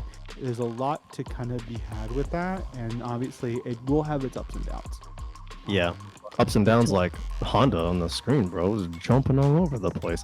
I feel like that was just a not necessarily forfeiting, but him kind of being like, the connection's just probably ass. Let's just move on, It's the go next after your team insta-locks for DPS. Your healer is Jeff, and then you have an AFK. It's just go next. You know what I'm saying? Why are we dissing my son right? Why are we dissing Jeff right now? It's 2025. Was he adopted? Where'd you pick? Which trash can did you pick up your son from? Put him back, okay? Put him back. Dude, Put him he back. looks so cute. Did you see the skin for the Winter Wonderland thing, which I still haven't gotten yet? It's so cute. It's so cute. A grown man. My name is Floki, and I think Jeff's new skin is cute. Okay? I think he is a war crime to a degree, but he's been nerfed. Speaking of characters that have been nerfed, Ed has been nerfed. Liquido back on stage. Speaking of war crimes, Blanca on the screen. No, I'm playing. I mean, it's like... What if we get a Jeff for Blanca? Oh, that's so doable. The models are open access. Shoutouts to NetEase for making the game so easily moddable. I don't know how or why they did that, but they done did that. Liquido done doing the deed, being in burnout, but trying to make sure that he doesn't set up the doll. Doll is now established, but see you. Wouldn't want to be you. Yeah, Ruffian's gonna take their time. Obviously, these two play a lot in online tournaments, so they know the matchup to a T. And right now, Ruffian's gonna take full advantage, get the stand line kick, and get the ball rolling. Yeah, it definitely looks like it's going in his favor right now. Is Liquid? Oh, there we go. The jab check, lock him down in the corner. And trying to play that spacing, but going right in. I love how meter efficient he's being. He's not trying to just brute force his way in, but has to EXDP if he wants to keep momentum for himself. Kind of the tail of the tape when you're going against a Blanca, right? You have to take risks to respond to his risks. What the shit? Hold on, that was a big risk that did not pay off. You got those? You got those. Ooh, we're going to take the basic combo. We're actually going to take a full confirm here into the corner, into the situation where she's going to walk it out. The punch is there. Take full advantage. Anything will do it for Liquid. Any touch will confirm. The back medium kick counter hit addition will be there. The critical art will thread the needle. And just like that, Ruffian robs his way into a 1-0 situation. Can I get a confirmation on whether or not the dream combo was possible in that moment with that start? Because this is one of the shining examples of like needing to understand optimizing your character and knowing how to do the hard stuff, okay? Because if he had the dream combo on lock, if it was even possible, I'm going to give him the benefit of the doubt. Maybe it wasn't. Maybe it was just a weird route. Maybe it was a spacing thing. But it could have won him the game. It's one of those things, right, where like now the dream combo, like if it's not like mid-screen, like full mid-screen to the corner, or like corner to corner, it's sort of like, it's still great to do, but like when you're right near the corner, you have a lot of great options to go into a proper safe jump scenario. And unfortunately, Liquid did not commit to that, but it's A-okay. Still have a couple more games to play with, and that's fine. Level 2 is looking up from Ruffian right now. Beast has been unleashed, Seth. Yeah, he's got to be very careful. Oh! Oh my god, he got the Psycho Knuckle from full screen downtown all the way across King Street. That was crazy. Well done. My man said Falcon Punch. That's true. That's what that feels like, right? When you get slapped by the full charge Psycho Knuckle, that's what it feels like for sure. Right now, Ruffian kind of comfortable sliding in, gonna get the Blancadol, rocking and rolling. The homie's gonna be there. The neutral jump isn't gonna get checked by Ruffian, unfortunately. And Liquid get nice situation. Gonna throw up the snatcher, nice break. These two do not want to have hands on each other. 6 feet. Okay. And punch is gonna be there just in case, and that's what we like to see.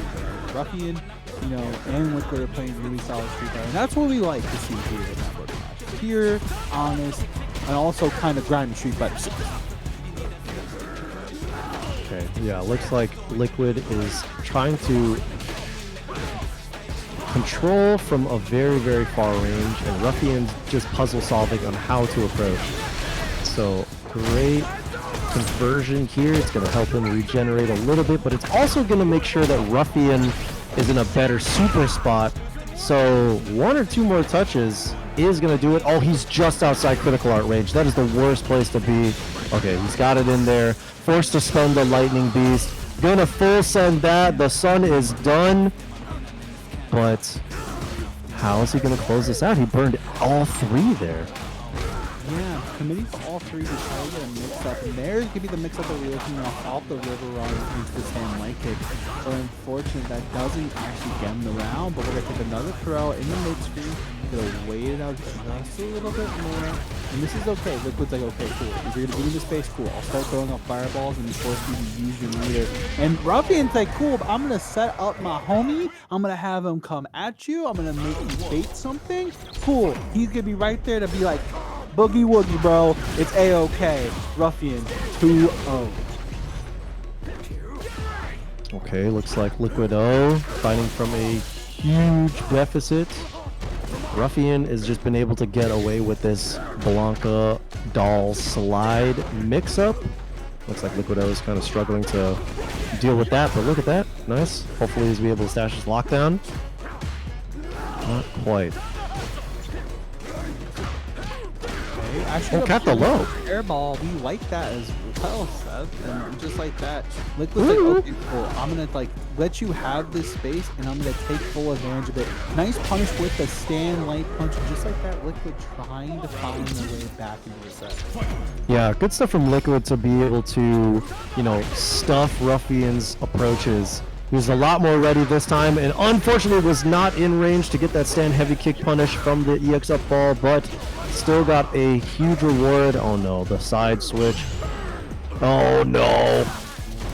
No full anything off that perfect parry, unfortunately. And Liquid's gonna get his dome cracked courtesy of that overhead, but nobody home for the rest of that combo. And just like that, Liquid's gonna take back this corner with the fireball. And be like, okay, cool, activate that level 2. I'm gonna start initiating my level 2. We're gonna see the drive reversal come out. No, there it is. But both are in burnout.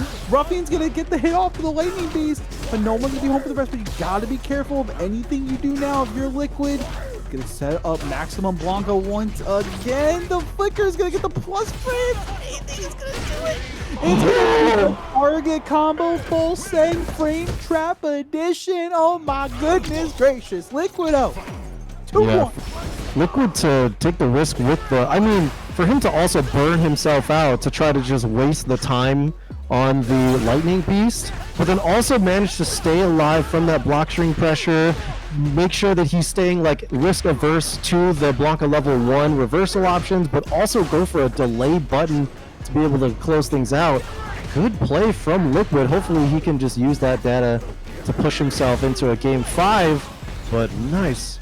Really early on that DP, the conversion is there. Ed still has incredibly strong tools despite some arguable over nerfs. I think when it comes to like his pressure and his overall strength, he is still okay. I say that as he's getting mixed to high hell and thrown into the corner, but nice walk under, doing okay. Yeah, we're gonna take this corner pressure back for Liquid. Liquid's gonna carry the Blanca ball and wait for Ruffian to make a mistake, and that's the mistake he was looking for. Full confirm on trying to throw out the doll. He's like, listen man, you can't throw out the homie. It's time for us to go to a potential game 5. Liquid looking real good right now, trying to clock in for winners finals. Okay, look at this. Back to the wall, forced to EXDP. Nice check once again with the crouch heavy cooks. I mean, he's doing it with the drive rush to be able to try to get some reach on it. Ruffian being a lot more aggressive in response because he knows that Liquid is just going to approach very dangerously too. Oh, look at that. The crouching heavy kick has been one button that a lot of players have been kind of gravitating towards, besides you using those other flicker buttons that Ed has. And also it's still drive rush cancelable, it's still special cancelable, so you still get all that good stuff too. But it's just a nice button to have where it's not gonna have that as crazy recovery.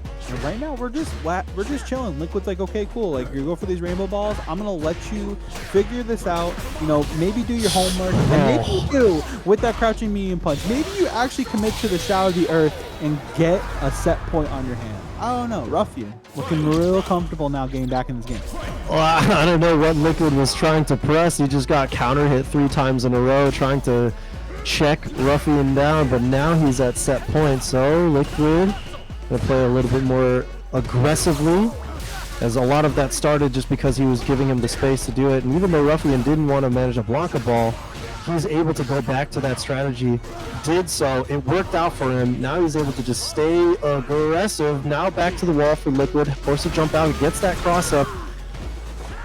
And hopefully he's gonna get the round, but we'll see. Ruffian still in a good spot. Ooh, what a call out on the anti-air again. We're noticing that Liquid's like, okay, cool, commit to these windows. We were talking about commit to overcommitting, and then I'm going to be ready with the answer when you're ready to be applied to it. Right now, Lightning Beast is going to be unleashed one more time in this round. Ruffian has to find an answer and has to find it quick so you can get out of this match and get into winners finals against NuckleDu. Gonna commit to the flash, and I like the use of the drive rush there. Perfect parry though is gonna come out from Ruffian. Ruffian does not have any more lightning beast to use, so they couldn't commit more off the Blanca ball. The trade is gonna impact is gonna thread the needle for him. Ruffian, by the hair of their chinny chin chin, is gonna move on into winners finals against NuckleDu. That is a heartbreaker if you're Liquid. What a pig. I can't believe he did that. The put script away. Oh, shout out to Neo in the chat. Yo, hold on. Is that Street Fighter Academy, Mr. Motivation's own Neo Judai? Make sure you guys are following me now. Guys, to go. Yeah. Anyway, sorry. Everybody follow everybody. It's not? Oh, I'm sorry, my bad. But anyway, back to that last situation. Basically saves the drive impact wall splat for the last last situation. That was some scumbaggery, but also keeping that one in the pocket, saved it for nationals. Very, very smart stuff from Ruffian. Playing it like a Ruffian, doing a lot of just throwing out those buttons, not at all dissuaded by the trades. I kind of messed with that energy. It was pretty good. But, I don't know. Open things up pretty strong. This is a pretty hot network clash so far, Floki. Absolutely. It's been a great start to our 2025. Make sure you guys are following along with the bracket. I put it in the chat, !point bracket, to see if your favorite player is still in there.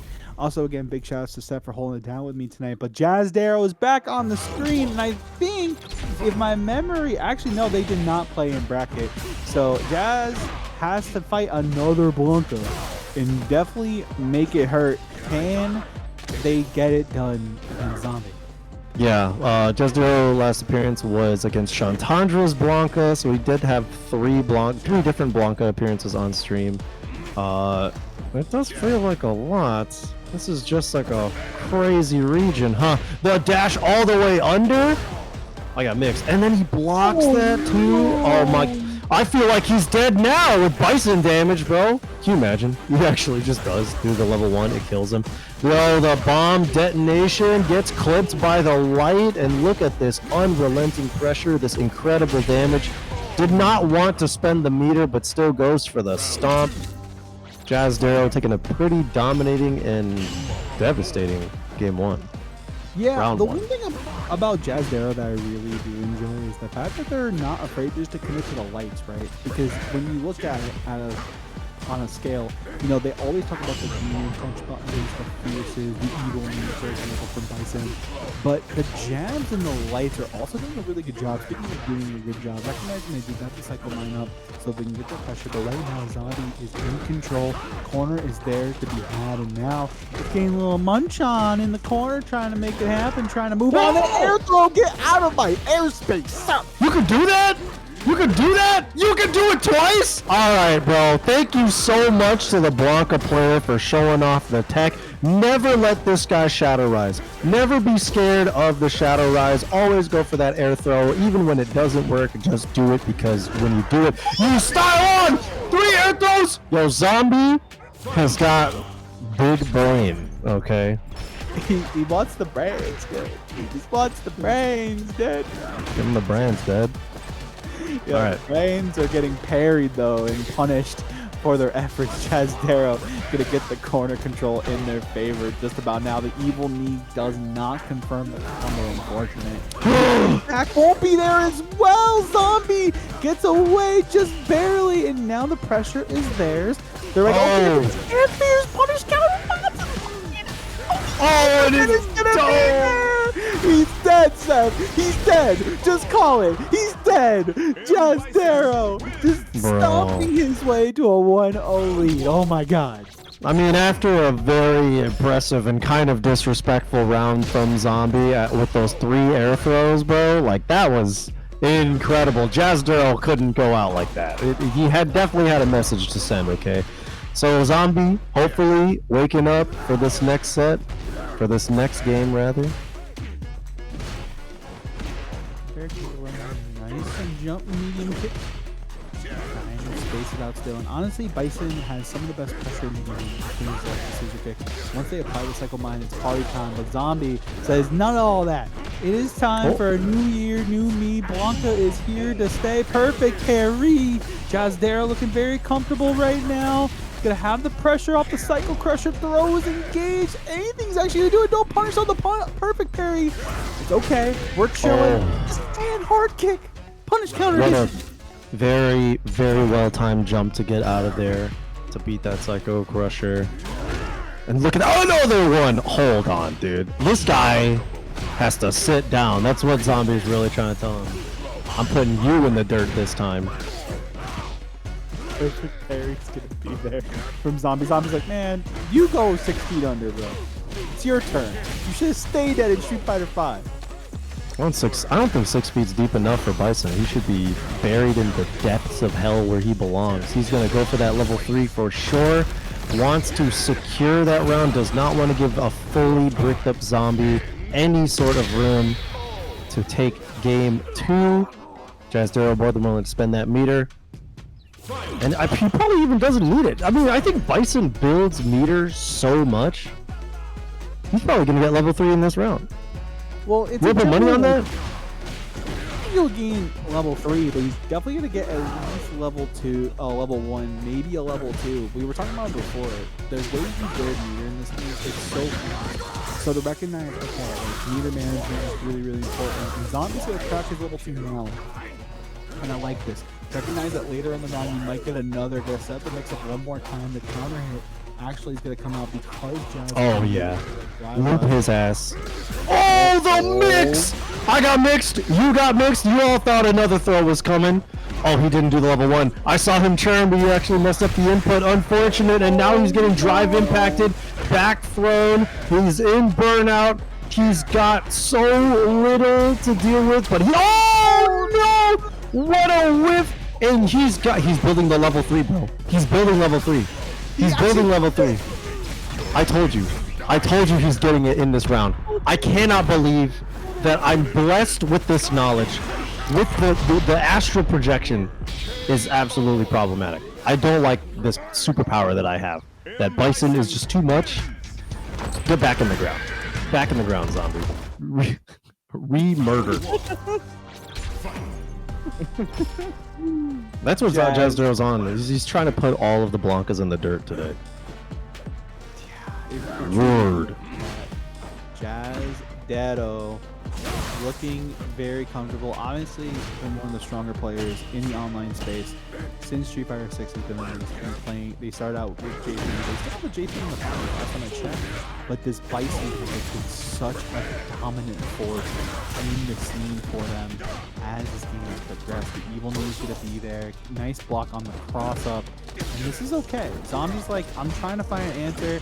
No punish on the flash parry once again. And you were talking about it before. You know, the fact that Jazdero does not care about what Blanco wants to do is like, okay, cool, bro. Like, you're going to try to Rainbow Ball? Bet. Or you're going to try to level 2, bro? Anti-air Psycho Crusher. This man knows the matchup, punishes the flash parry, and just like that, Jazdero.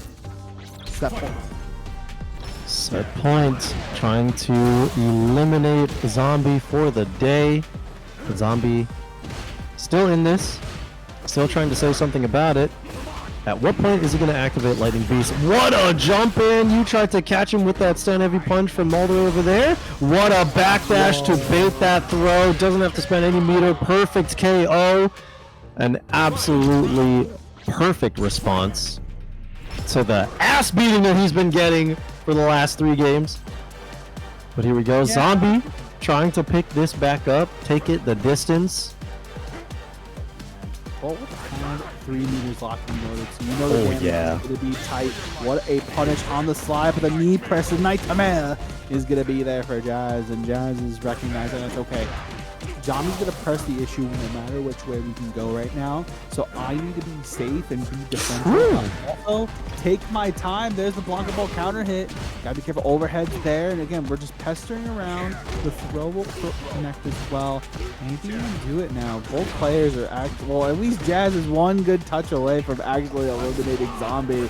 Got to be careful.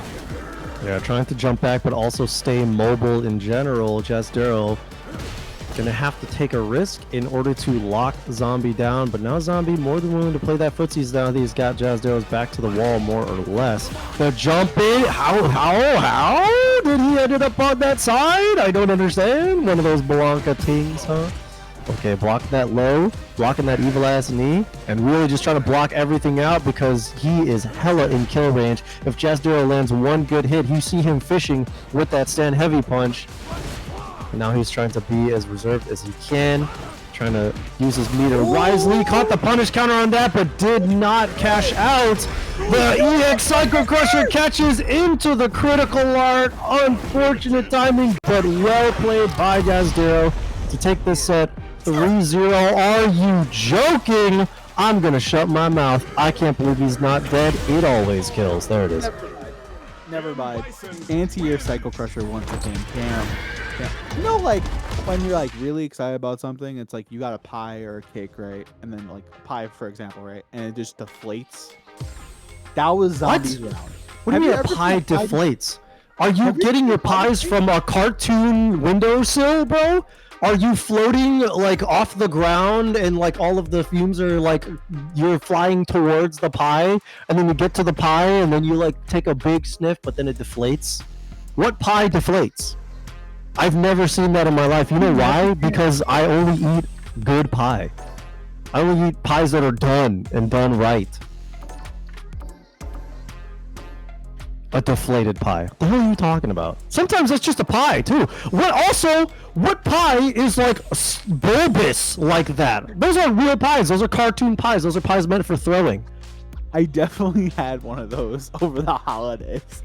It was literally like that, and I was like, I'm so confused.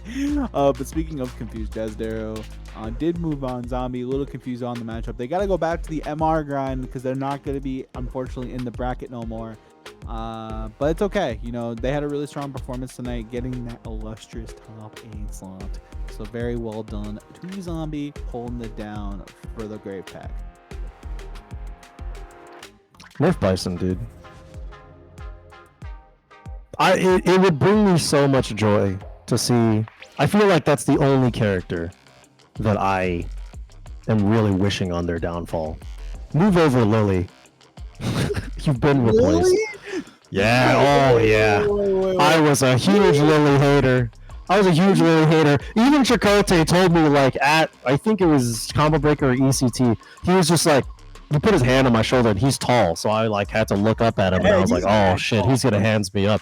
And he was like, gotta stop the Lily slander, bro. And I was like, no. What do you mean? No. Absolutely not. She doesn't deserve, like, you're the one, right? You're the one, Lily, where I'm just like, you're too cool of a guy for me to slander her to your face, but you know I don't like her, so we're just gonna play this cool, you know? You do slander Zangief like on the regular. Yeah. Who doesn't? Except Geef players. You know what I'm saying? I'm not a Geef player, but I physically can't. You know. You want to be held by Geef, just like every other Geef player. See, when I lose to Geef, so funny story at ECT, I had to play one of our locals like in bracket, and I was sitting there, I'm like, do I play Ed or do I play Ken? And I was like, wait a minute, I know how this goes. If I play Ed, he's just gonna go for it.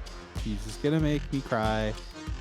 So like, I understand. But Geef, honestly, the fact that we have Geef in Capcom Cup, courtesy of Itabashi Zangief and Mena RD, that's two. Say we have two, which is huge. Ridiculous. Is it huge? Huge is subjective. Okay, let's go back to the real huge stuff. Luke, this guy was huge all throughout season 1. I love seeing him back, but rookie. Hopefully not going to be playing like a rookie. Bam! Slapping that overhead, cracking the dome on EC. Immediately great opening for the set. Has his back to the wall. Slamming the throws. Do another one. Oh, you really thought. And he had the backdash too. But now burnouts. Not looking good, Floki. Stun. Yeah, the stun's going to be the early stun though, so rookie still has a little bit of life to work with right now.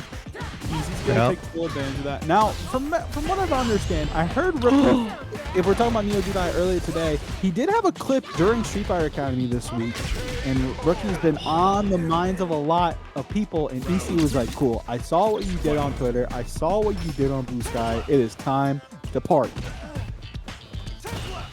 I saw what you did on Blue Sky. It's crazy. What did he do? Bake a pie and then it deflated? What are you talking about, bro? What happens? What bad stuff happens on Blue Sky? Nothing, dude. It's just for grandmas. See Jefferson on Blue Sky. Oh, you know what? I should go back. That sounds like a great place. Oh, on the suppressor! That was a crazy well-placed suppressor to shimmy the drive rush approach, and now he's routing into the CA. I forgot where we're going. It's been so long, but your health bar is going down to Memphis for sure. Yeah, but we're actually going to use the jump meat punch. Not going to full confirm though. Cross-up's going to be there. We're going to get the and listen, it shouldn't be me, but it's going to be Rookie in this scenario. And the meter's going to be back in EC's favor. Both are at 0. Super meters. The ODDP is going to rip. No Beyblade. And EC said, okay, cool, man. You got it. Listen, I had you all scouted out. I'm gonna rent you out like a library card. Yo, can I get a sound off? Who has a library card in 2025? Honestly. Who's going to the library, dude? That's another one of my things. Bison, Lily, libraries. Get them out of here, dude. Nerf libraries, bro. Okay? Nerf libraries? But it helps education. Libraries are getting nerfed by the modern world, bro. It's time to just let it go. Let it go, dude. Nobody reads. Letting it go like the drive gauge that Rookie and EC are trying to do right now to get this round back in order over. Sitting at about 1 bar apiece, recognizing, okay, I need to make an issue happen. I need to make something happen quick. Will forward's going to be there for Rookie. Rookie's going to take the frame kill, but nice jump out by EC, recognizing that you have a small of a gap to make something happen. Going to punish with Sandblast once again. Going to set up the wall, but the jump perfectly placed by EC. No level 1 though. It's not going to be enough with the sneaking impact. We've been seeing it all night stuff.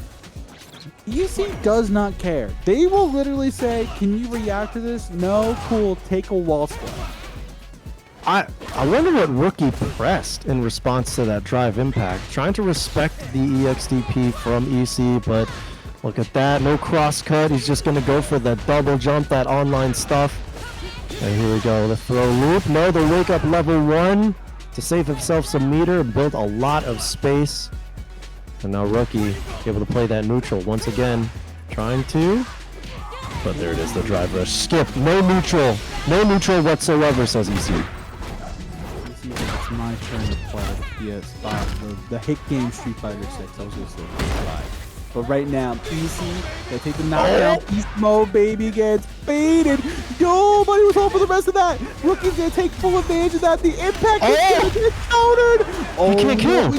Burnout, though. I don't know if it's going to kill, unfortunate. Miss on the flash knuckle. Got to be careful if you're Rookie. You can't make any mistakes right now. Sandblast, got to be careful about which actual fireball you commit to. Crouch jab is there, but the stand medium punch from downtown will connect for EC. EC slithers away with it 2-0 right now.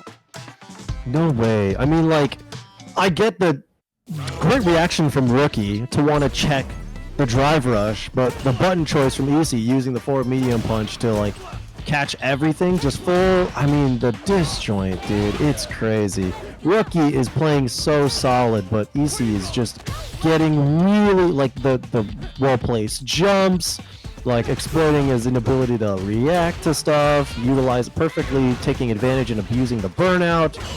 It's just, it's tough to say that Rookie's, like, really losing here, you know? Yeah, both are playing super solid. It's a matter of just a couple key decisions that both these players are making.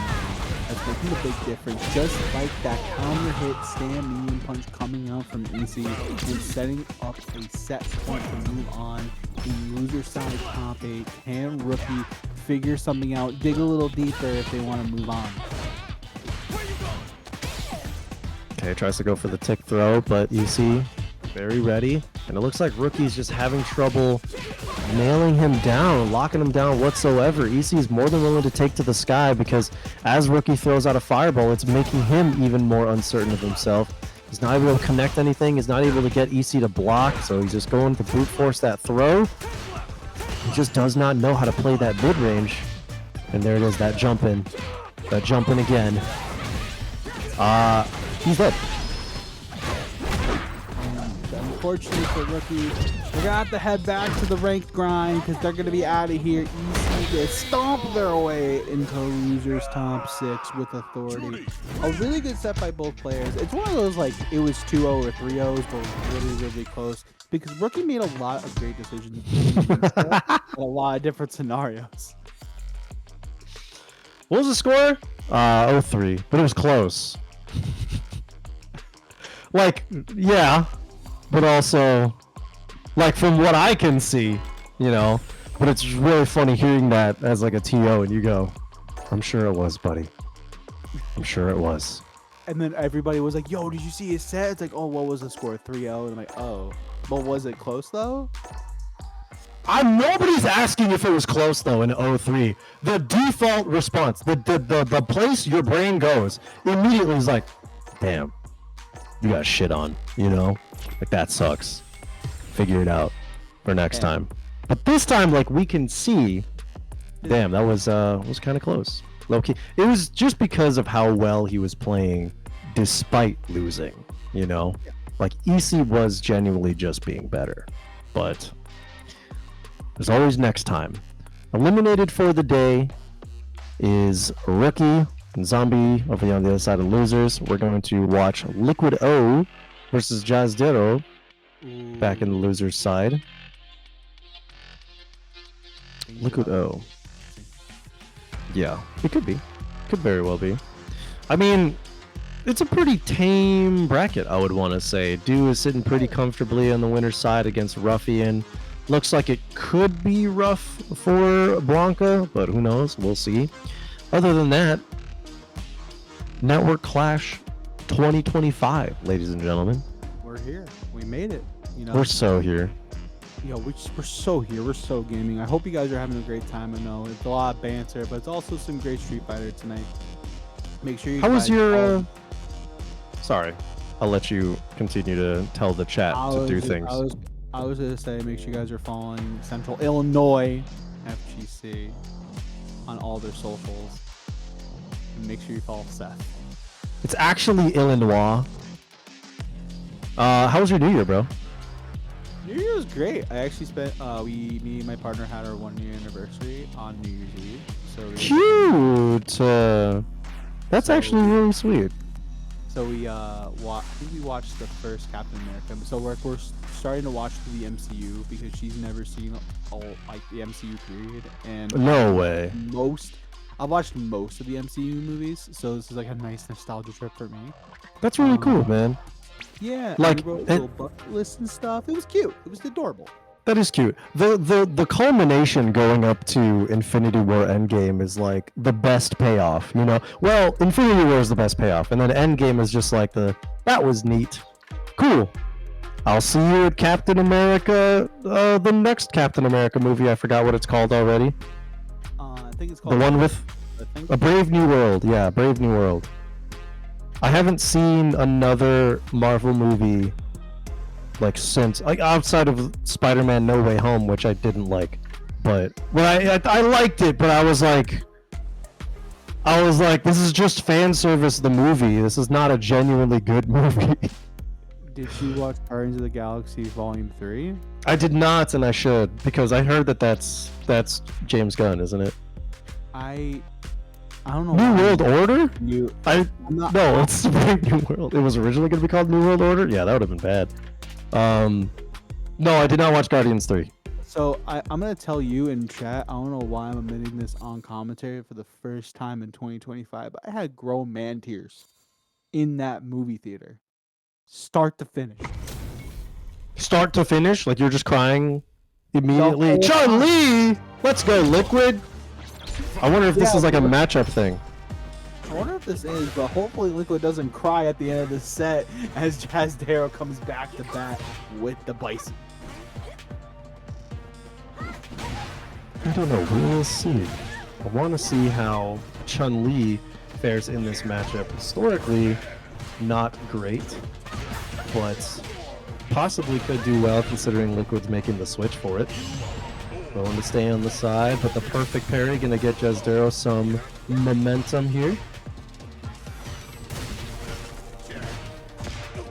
Yeah, and I just like right now, Jazdero's been just playing very comfortable. We saw them so many times in the card and just establish a game where they get in a really big life lead and they're like, cool, I'll literally hang back, you know, wait for you to make a mistake. We saw that against Zombie a little bit earlier, and now we're seeing it against Liquid, and just like that, a whiff punish and a dream is going to be there for Jazdero. The knee press nightmare. He shouldn't be able to shimmy. He shouldn't be able to walk backwards. The reactions! Good stuff, Liquid. He's going to be able to get a lot of damage, bring him over to the corner here. Damn, the deep jump too, but jumps away from the empty jump grab. And look at this, Liquid trying to keep that Oki. Keep that Oki going. Keep that pressure. But yes, Darrow. Oh no, you give him an inch. He will sprint in seconds of full mile. Oh, he's dead. Please be dead. There's room! You could have killed him! No! Liquid! Okay, we got it. I'm sorry, my Bison bias showed that entire round, and I screamed it from the top of my lungs, basically how much I was being a biased commentator. Great block on the EX Cycle Crusher. What the hell? You know, Liquid is doing a really good job. But the Karin Kanzuki sweep is going to be there for Jazz. Jazz is going to take the back throw incident.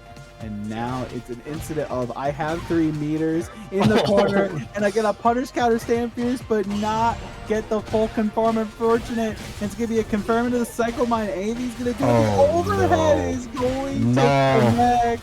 No. I hope you're ready for the same song. No! Yes, he dropped it! He's alive! Nice break by Liquid. Liquid trying to find an answer. The regular knee press is going to be there just as a slight poke.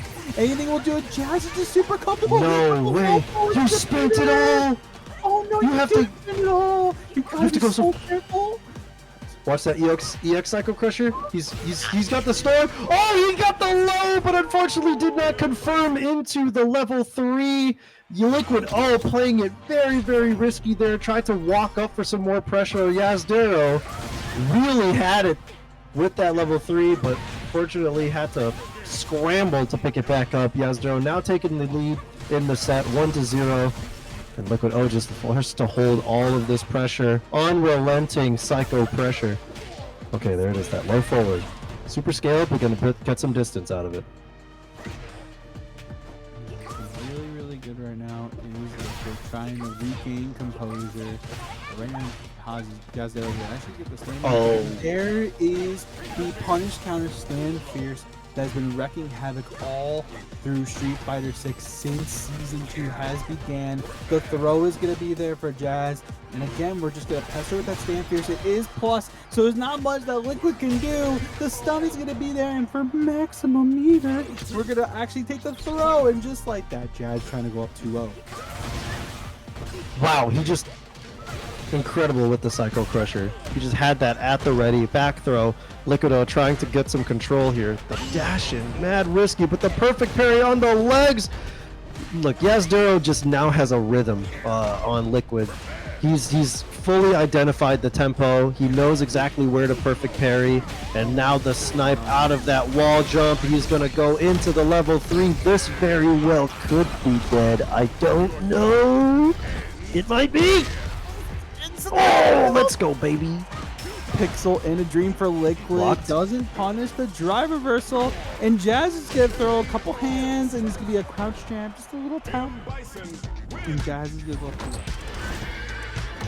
Yeah, that was a tough range to try to follow up with there. You had the hit with the jab, but there wasn't much that you could follow up with. Liquido now going back to the Ed after being down 2 games, so hopefully he's got enough information and can shake up the game plan enough to make an impact against the Bison. I'm going to sit up in my chair because this is going to be intense if Liquido is able to stage this comeback. I will say I have played this matchup a ton, not in recent memory, but at the beginning of the season, obviously. Ed has a really good punch on scissors with crouching like into heavy blitz. So it's still getting a really good punish that can have a lot of different ranges. You also have to also think about the quicker ranges that you know Slat because of those nerfs. So it's going to be interesting on between these two. The counter hits get coming out from the stand heavy punch. And again, we're going to set up those evil units now. And it's going to be there for an actual potential save round, but nobody home for it. The wake up from Liquido just shows him he's not scared. Jazdero, but still gets that. The explosion. This is hella dead. Off of the dude. Why does it ground pounds? It's fine. I get it. Whatever, dude. I get it. Oh, Bison's he's a boss character. Whatever. Nice DI through the pressure. Got him back to the wall yet again. Yazdero just throwing it, put it on the. There it is. The plus frames. okay. This is a great start from Liquid, trying to get something to happen. There's the throw. Bring it back to mid-screen, kind of trying to regain that drag gauge right now. Has level 3 locked and loaded right about now. Both do. So Jazz is looking to close the door on this. Any good confirm from Jazz is actually curtains. But it won't be this one, unfortunately. We're going to take the Psycho Mine instead. Evil knee up, get the plus pressure. Confirm the counter hit, crouch jab, and just like that, a Psycho Punisher is the fate of Liquid O, as they unfortunately have to bow out of the tournament. Jazdero moves on into our top 4. Yeah, I mean, great stuff from Liquid throughout the entire tournament as well. Got to see the Chun-Li appearance, making the attempt in that matchup. Historically not great, but good stuff to them nonetheless. Good stuff to Jazdero for making it this far in the bracket. We are going to move over onto the other side of it, which is Jewel Man versus EC. Jewel Man, the Jewel Man. That's the P de resistance in this bracket for me. And then you have Knuckle doing the winner's side, of course. But projected winners aside, it's just great to be watching some Network Clash, spending my Friday night chatting up some Street Fighter with the homie Floki. It's good to be so your new year, you and your girlfriend kind of just ringed it in watching some Marvel movies, which is cool. Is there like an end goal? Are you trying to like get all completely caught up, or are you just trying to get her initiated? We're doing the movies like we did Star Wars, like through the entire like Star Wars movies. So Okay. It's another thing. But how was your New Year's, Seth? What did you do? I went to a girlfriend's family's house. All of my friends were having like a party over at my friend's house, but I was like, all right, that seems like a lot. I don't want to go too crazy. I don't want to be at a rager. But damn, like St. Cola was there, Marine was there, LOJB3 was there, and it was like, that sounds like the party I should have been at. But I elected to instead keep it quiet with some family out in the suburbs. I watched some Squid Game, took some pictures with the family, played with the dog, played with the cat. You know, kept it low key. It was nice. It was nice. I did feel like I missed out. Low key. I'm not gonna tell my girlfriend that. Chat, don't tell my girlfriend that. I'm trying to keep the wife happy.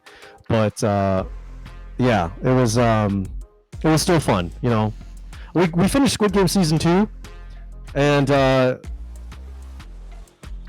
listen, okay, it's like whenever you have a banger first season, chances are your second season is not going to be great, and I feel like that's just like a consistent thing that happens now, and I'm really disappointed by it. I thought that the season was still good, but I also was like, I wanted more.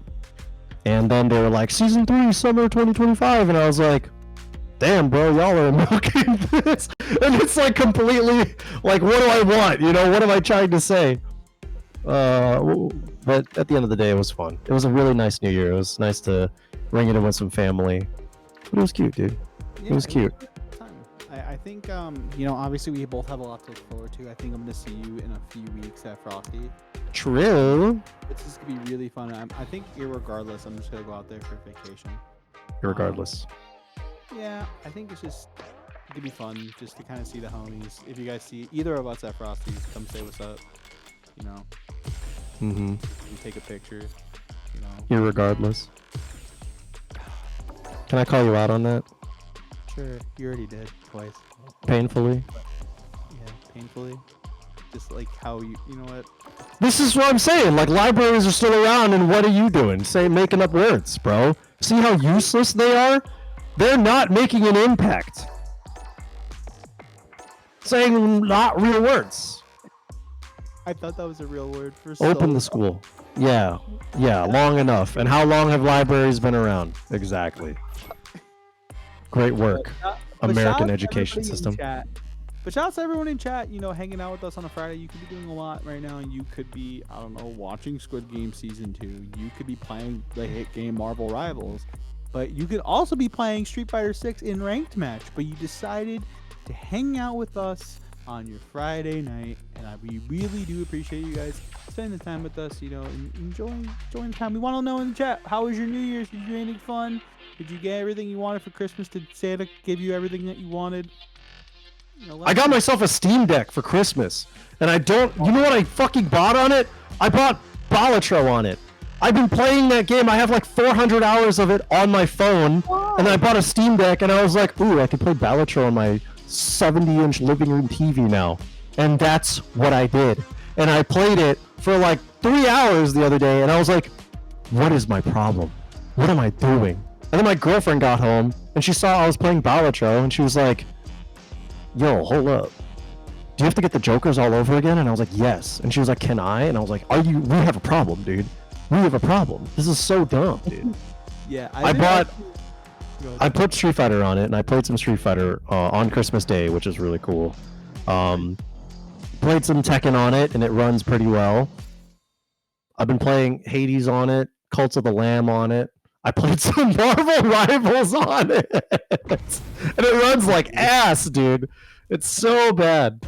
But speaking of running like ass and doing so bad, we'll see how oh, the names are swapped. Oh, I got mixed. Holy. We'll see how Ruffian can do against NuckleDu's DJ.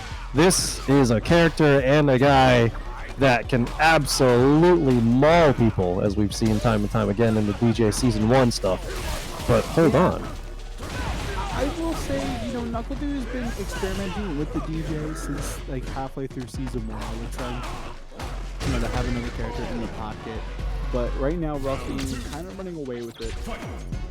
Establishing the matchup where it's going to be very tough for NuckleDu to re-establish that in a lot of different spaces and fully commit to things. As you see Ruffian commit to that crouching medium punch into the lightning beast. Set the mix wet, high-low, where are we going to go? And just like that, NuckleDu trying to... Did you say get the mix wet? Is that what you said? Mix wet? No. Because that goes kind of hard. That's kind of a bar, dude. Like dry ass mix? No, the wet mix though? The marinade? Hold on, the DI through this? He's got the CA, the side switch? He's got to be wary of the wake up level 1 though. He's going to try to possibly... Yeah, he's got to plan for the level 1 out the pressure. He didn't have it, and now he's in kill range for the CA. As long as dude doesn't drop this, there it is, the Sobot into it. Wet ass mix. That goes kind of hard. Hang on, hold on. I gotta workshop this. I'm gonna take your thing. You said it on accident. You didn't even realize you said it. That's just what I heard, so now it's mine. Anyways, NuckleDu gonna convert the round to a final game. The mix is wet? It goes hard! How does it go hard? I didn't even see because like you get dry ass mix. Like, oh damn, that mix was dry as hell, but then you get that mix was wet. It's kinda, you know what I'm saying? The lemon pepper wet mix? Oh, hold on, I'm cooking. Hold on, see, the seasonings are wet. For right now, the seasoning of this level 2 from Ruffian's gonna be there, but unfortunately the up kicks, the jackknife heavy edition, will be there for NuckleDu. And listen, we're all just looking at stuff, trying to understand what goes through that man's mind. I feel like you should be a comedian with how you... I'm workshopping. Give me a second. Like, the bit is so good. That's gonna be my thing. Not like that one thing is gonna be my thing, but it's gonna be a good thing. Just like that thing is NuckleDu reacting like crazy, baby. The side switch. He's gonna apply that drive meter damage. I can't believe... Yo, hold on. They didn't nerf him enough. Put him back in the dirt. Put him back in the back alley where he belongs. They gave him some love. The fact that NuckleDu also confirmed that round. The fact that now they have a couple more juggle options off the Just Cool and medium enders. But right now, Ruffian says, screw all that. Take this impact. Let me set up this game once again. The doll's gonna be here. NuckleDu's like, yeah, man. But he's gonna be off the screen. Level 2. Gonna have the rhythm, have the rhyme. Gonna send it side switch edition. And NuckleDu's gonna have that corner for himself. Okay, trying to lock him down. The double slasher to really keep him still and baits out that slide. He used up his damage earlier, so he's gonna have to do this raw. But NuckleDu, that EX jackknife to seal it. Now up 2-0 in the set. We're going to France. going to France. So shout outs to Evo being in Nice, France later this year. That's going to be really cool to see. And shout outs to all the Evos for getting that to happen. Ooh, you tried. You tried to go for the meaty slide, but Ruffian, he knows a little something about those slide pressure. Ooh, the plus frames. The mix is wet. Tried to go for it. Burns him out, but what a whiff punish. Knuckle Do at set point. Poised to move on into the grand finals. It worked there. You gotta admit it. It worked. The ground bounce, bring him back into the corner. The counter hit could not respond in time. One of those buttons that just clean loses to it. But here we go. Ruffian trying to get away with it, but no, Knuckle Do said he can't keep getting away with it. The combo into the level 3. Did you yellow card me? What does that even mean, bro? Yeah, listen, who's going to be yellow carded right now is Ruffian into the loser side of things. Knuckle Do, Shopify Rebellion Zone is going to be moving on to our grand finals as Seth now has to think about why he got yellow carded. The mix is wet. Oh, bro. We're live on twitch.tv/CIS. What? That's some dry ass mix. Makes complete sense. It makes total sense in the context in which you hear it, bro. But why is that mix is wet? Why is that a problem? Why is dry ass mix completely understandable and acceptable? Make it make sense. Make it make sense, Floki. Make it make sense. Wait, did Mothership say I'm a fan? Are you serious right now? He's a freaky. I'm bored. You gotta be kidding me. Oh, no. He's a fan, dude. He's a freaky fella. Okay. Lemon pepper wet mix, dude. That's what I'm saying, bro. See, and even that context, it makes sense, dude. Yo, you won't send that on your Twitter at Seth Mitchell after the show. Like, you won't just say the mix is wet. You'll have to give me some time. You'll have to give me a second to workshop it a little bit more. I feel like it's not fully cooked yet. It's not fully cooked yet. I don't care, bro. Like, you keep saying it. Just full send it, bro. It's not fully. It's not. Hold on. The season. You gotta figure it out. You gotta let it marinate for a little bit, okay? You can't just have the things in the skillet. You can't just have the things in the stainless steel saucepan and then try to add the wine. It hasn't glazed yet. You gotta glaze it a little bit. If you're trying to deglaze. Are you gonna sous vide your mix yet? Next? Do you even know what sous videing is? What's a sous vide? What is it? Explain it to me. Explain to me what a sous vide is. When you cook with a high temperatured water and you let it on like in a vacuum sealed bag, and then you let that happen, then you get a good sear, like on a steak, for example, after the fact. Okay, thanks for the tip. All right, cool. No, I didn't know. Yeah, sucked. I don't know what a sous vide was.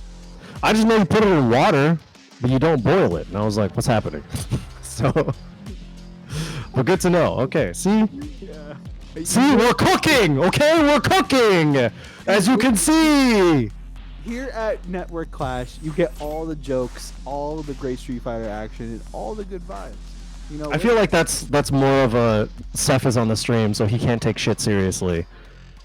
He's just gonna be joking and then the entire time, like, bro. Like we're right here, you and me, man. Listen, the guys at Network Clash. I hope you. And I said this before we got on air. I want to break the fourth wall again. I literally said, and I think you were here when I said this. I hope you understand what you're about to walk into with me and Seth opening 2025 for you. Oh yeah, that's true. Yeah, I hope you guys are enjoying at home in the back office. I hope you guys are enjoying on the stream. It's been an absolute pleasure. We still have a couple matches left to go tonight. Again, we're waiting for Dual Man versus EC to go down. Obviously, Jazz Darrow hanging out in the loser semis, and Knuckle Do is hanging out in grand finals. So a lot to be had for sure. Now, I have a question, Seth. Are you planning on going anywhere this year in terms of tournaments? Yeah, I was telling you at the beginning, I'm trying to make it to Evo Japan. Would love to. I've been saying I want to go every year since its inception. I'm hoping that this is the year that I do get to go. I just got a new job. I zeroed out my credit card at the beginning of the year and been doing really well with that. So hopefully, and I have a lot of credit card points. So hopefully I'll be able to go. It's just like it's looking in the cards. So hopefully I can do it. If I can't go to that, then I'm just gonna go to Evo. But if I go to Evo Japan, I'm not going to Evo. Unless I'm paid to go, unless I'm working it. Then that means I'm not going to have fun. Obviously, I'm going to Combo Breaker. If I can't make Evo Japan, I'll go to DIY out in the East Coast, see some of the East Coast homies. And then, I don't know. I don't know what else is on the docket in terms of traveling for an event. East Coast Throwdown, more likely, if they fly me out for work. That'll be cool, too. I don't know. What about you? What are you planning on flying out to, aside from Frosty Fausting's fingers crossed? Besides Frosty Fausting's fingers crossed, Combo Breaker fingers crossed. What do you mean Combo Breaker fingers crossed? It's mandatory. I'm going to DIY in the beginning of May. Okay, so then that's the two things that you're doing. You're not going to Japan. You have two events that you have to go to minimum, and that's Combo Breaker and DIY. DIY is an obligation to your home.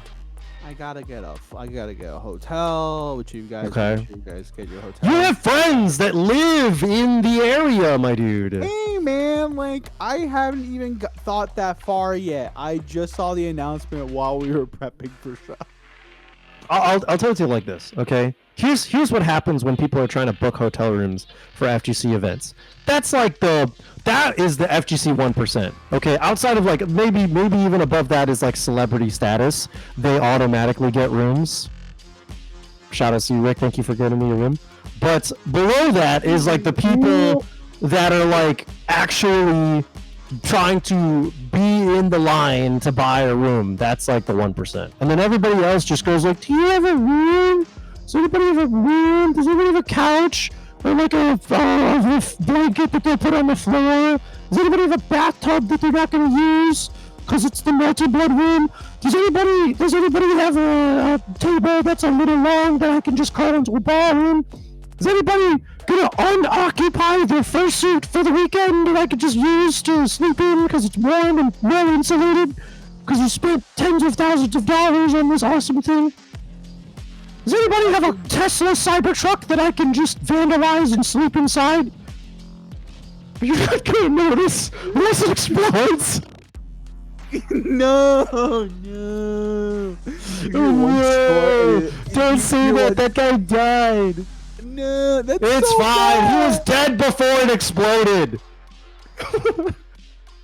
Anyway, yeah, that's the 1%. The 1% get the combo, the hotel rooms. What were you saying? No, specifically Combo Breaker. Specifically Combo Breaker. Go to Combo Breaker. Yeah. Yeah, so Combo Breaker, but more than likely, and then obviously I'm not gonna show Low Kick Esports, but if they run another Roundhouse, I am legally obligated to go because that was my first offline commentary gig. So I feel like now every year I have to go. It's true. You have two mandatory events in the East Coast you have to do with DIY and East Coast Throwdown. You have two mandatory ones in the Midwest area. Now that Roundhouse is a mandatory one for you, and you haven't been to Frosty Faustings yet for you to feel like it's mandatory. And honestly, Frosty Faustings is mandatory if you live in the area. But I won't be like, you have to fly in because it's in the dead of winter, bro. Like that's not like unless you are from up north, Canada. And that's like, yo, that's just my shit. I'm not going to advise a Floridian to come to Frosty Faustings. They'll die. I'm actually like excited, but also nervous for the flights because it's going to be the dead of winter, and I've never flew in the dead of winter before. So it'll definitely be interesting. Like this match that we're going to get on stream. Thank you so much for joining us for the Seth and Floki podcast. But now it's time for Jewel Man versus EC. Yeah, let's go. Jewel Man versus EC. The matchups you would expect between these two. The big man. I love watching Honda, dude. He's like one of my favorite characters to watch, despite being the like one that absolutely brain rots me. Like all of my game knowledge that I have about Street Fighter 6 goes out the window when Honda's on screen because I just go big dude, you know? Just big dude full send. It's like watching Alex in Street Fighter 5. You think you know the game, but then Alex does anything and you go like, bro, ooh, ooh. Anyways, is there a match going on screen right now? Oh, the EXDP!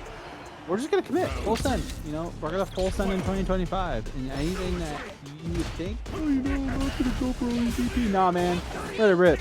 Oh yeah, see, perfectly spaced. Like, I feel like that was the intention. He wanted to bait out that EXDP, tried to do it with the butt slam, but was just a little too late. Easy with the perfect parries, but nice wake up, level 1, bring her out to the corner. Look at this, trying to just keep the pressure, stay stoic, this man, the big man. Oh, well, good tech. He's out. He's out, but the butt slam is going to be there. Overhead's going to connect, and again, watch your dome piece. Uh-oh. Will connect as well. Knockdown into the sneaky impact. Again, we've been seeing EC and Ruffian go to this well so much tonight, and everyone's being caught off guard. Yeah, that drive impact in the corner, as predictable as it may be, you just place it right, but the perfect parry, and he's going to route into the CA. The scaling be damned. This should be enough to kill for sure. And EC taking game 1 from a perfect parried butt slam. It's going to make Jewel Man really rethink which butt slam he does, because it's not going to stop him from slamming the butt, you know what I mean? The mix is wet.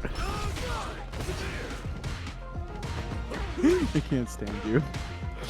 Yeah, I know. If Judai was here, he would say you're fired, bro. Yeah, I know. You can't fire thou who is homeless. You alright? You can't fire me. I don't have a job. I don't have a job right now. I don't have a job. Job is gonna keep EC in the corner, but EC jumps out of dodge. No perfect parry in sight for EC. Full confirm it. How did he know? He saw the future. Jewel Man. He looked through his jewel. He pondered the orb and saw the future, bro. How did he know?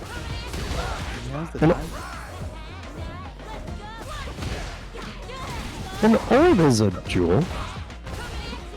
It can be a jewel, right? I don't know why I'm stuck on the semantics of a jeweled orb. It can be. It can be an orbit. Look at this! Do it again! Oh, you son of a bitch! I thought it was gonna be so funny. Just keep doing it. Uh-oh. Uh-oh. You saw that freeze? Hold on.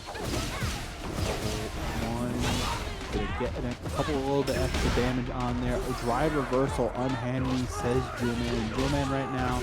Very nice. Knocked out off the headbutt. No room for the throw. The jump back. Jewel Man gotta be careful with these jumps. Roll forward. It's gonna connect, and just like that, EC in full control. They're gonna jump into the corner. Close to burnout is EC. Like anything will do it. The level 1's gonna be there. They're gonna the level 3. Unfortunately, doesn't come out. EC takes full advantage. He evens out the round count. I think it was like maybe Jewel Man, he could have tried to go for a CA in response if he even had the room to do so, which I'm positive he did. But maybe he was like, you know what, risk assessment, just in case it doesn't work, I'm going to waste 3 bars and then go into a final round without it. I'm just going to eat this damage no matter what. It's okay. And now Jewel Man's working extra hard to try to chase down, rather, from EC. No force knockdown, pick up. Oh, the slap. He's really trying, Jewel Man, really trying to just put on the pressure. Nice break. How does he know?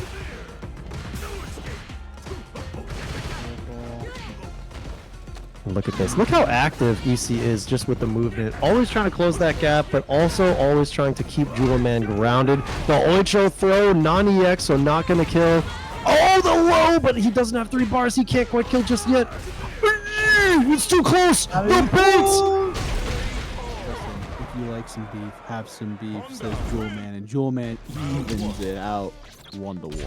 I really hate that he went for Oicho throw as the punish there. He could have just pressed like literally anything else and secured it. What if it whiffed, bro?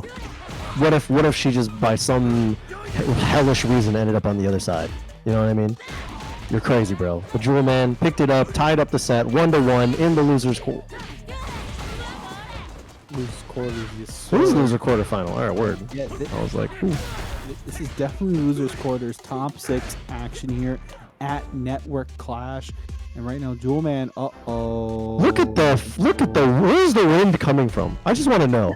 Good question. Close the windows, bro. Where's the actual like fans? That's where I want to know. Like, where's the Yeah. fans? Well, they probably got him blown on the other side of the training room just to like keep him cool. But hey, look, it happens. I think there was a disconnect, like a genuine disconnect, as opposed to like a spectator leave. So Yeah. I don't know. It'd be like that sometimes, you know. Anyway, Finn, here we go. Game number 3 back on deck for you guys. Duelman EC here at Network Class. uh-oh. That perfect parry been the bane of Jewelman's existence. Speaking of bane, the girlfriend and I watched Dark Knight and Dark Knight Rises a couple of weeks ago because she had never seen them. She'd never seen any of the Christian Bale Batmans. And alright, man. My point was, I was gonna say, like, I thought Dark Knight Rises was better than I remember, and then I watched it and I was like, no, it's just as bad as I remember. Anyway, Jewelman opening things back up pretty confidently. Going into game 3 feeling good. Bro. Will confirm into the enter in, and right now Jimmy for their problems. This is gonna connect with the level 1 and get the damage on the board, recognizing you already have a level 1 to work with if they need again, and just like that into the ground bounce. We're gonna burn the level 1 once again. I like the use to attack the drive gauge. Anything will do it now for EC if they want to close out the round. The jump is there. The perfect will also come through. EC evens out the round count, setting up a final round. EC gets 2-1. Perfect. Wow. Yet again, EC just so on point with those perfect parries. Jewelman trying to contest in kind, but also just trying to keep EC away. Has to store up the hands. Look at that. Now just losing the footsies game, not able to land the hit. Tries to go for that snipe in the air. Really trying to keep EC on the ground. Oh, the headbutt though. Alright, looking a lot better this time around. Plus frames. Oh, the big thing. I need no reaction to the drive impact. Is he going to try to spend the level 3? No, just go for another hands and fish for a hit confirm. Yeah, nope. Using the overhead to actually confirm the hands buff is really, really important there. Oh, no, he didn't get it. Oh no, anything's gonna do it for Jewelman right now. They're just fishing for a button, waiting for Easy to commit to something. The low forward doesn't commit into level 3, and right now it's a pixel. Both are actually one touch away. The jump fears. Sit down. We're going to a game 4, and EC is up 2-1. You saw him go up. He went up with the jump fierce. He really thought that he could just contest with the air-to-air and escape that situation, as opposed to just holding that mix-up. And it was a really scary mix-up to take, too, because it could have been the throw to end it all. Jewelman took a gamble. The whiff on the DI and the block on the follow-up. Here we go. Jewelman trying to get some damage back on the board to contest with ECs. No perfect parry coming out from him this time, though. Okay, tries to go for it that time, but look at this. Jewelman more than willing to just take those risks and contest the way that EC is getting those perfect parries. Oh, boom! Yeah, incredible response for EC. God, the walk-up OD Oricho throw. You have to have the jewels to do that, and Jewelman is just that guy, and they'll commit to it. And again, this backlash on the butt slam. Okay, look at this. EC keeping that corner pressure up, and now Jewelman. Oh, the jump out, but could not quite contest from that height. They're walking him down, dude.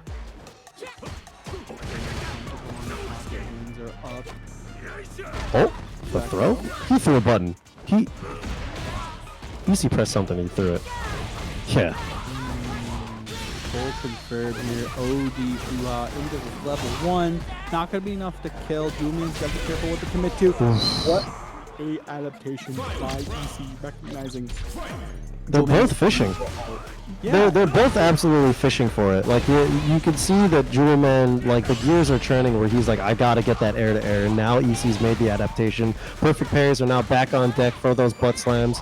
as we've seen Jewel Man try again to just use the butt slam and really brute force his way in. Tries to go for the throw, but it was too late. The parry had already happened, and now he is just crumbling under the pressure. EC going for that hit into the level 3. That's a big dude. Is that going to kill? Oh, the Ludos. Definitely will. EC just like that. We're moving on 3-1 and moving on into our loser semis. What a run by Jewel Man, though. Obviously, one of our favorite Hondas to see in all of the online tournaments. But again, really good stuff to EC. They're moving on to meet Jazdero in loser semis, which is coming up right about now. Yeah, and that's like our top 4 solidified. On the winner's side, we played out that winner's finals, so Knuckle Dew is sitting pretty in the winner's side of grand final. We've got Ruffian MX waiting on the loser's final side. We just watched the last part of the loser's quarterfinal, so now EC is going to move forward to face off against Jazdero in the losers semifinal, and that is our top 4, and that's how it's going to shape out, and it could still go any way. Who knows how or who is going to make it into our grand final and who's going to make it out on top. Kind of the things that just happen over here at the Network Clash. If you guys want to, I know you see that little the number over at the bottom of the screen, the dollary dues. How do I point? Okay. All right, you see that 2225? That number doesn't have to stay there. You could click on the Matcherino link in the chat, ! Matcherino. That'll take you to the link, or you can use your free code to donate 25 cents, or you can make a direct contribution of whatever amount you choose. You guys just hit ! Matcherino. Matcherino, the FGC's biggest sponsor. Shout outs to Matcherino, the savior and progenitor of these online tournaments. Kind of a staple. But it's also the #1 way for you guys to be able to support these players. And if you want to support the guys over here at Network Clash, give a follow to the CIFGC Twitter, Twitch, YouTube. Give them a sub. Give them a, what the hell is it on?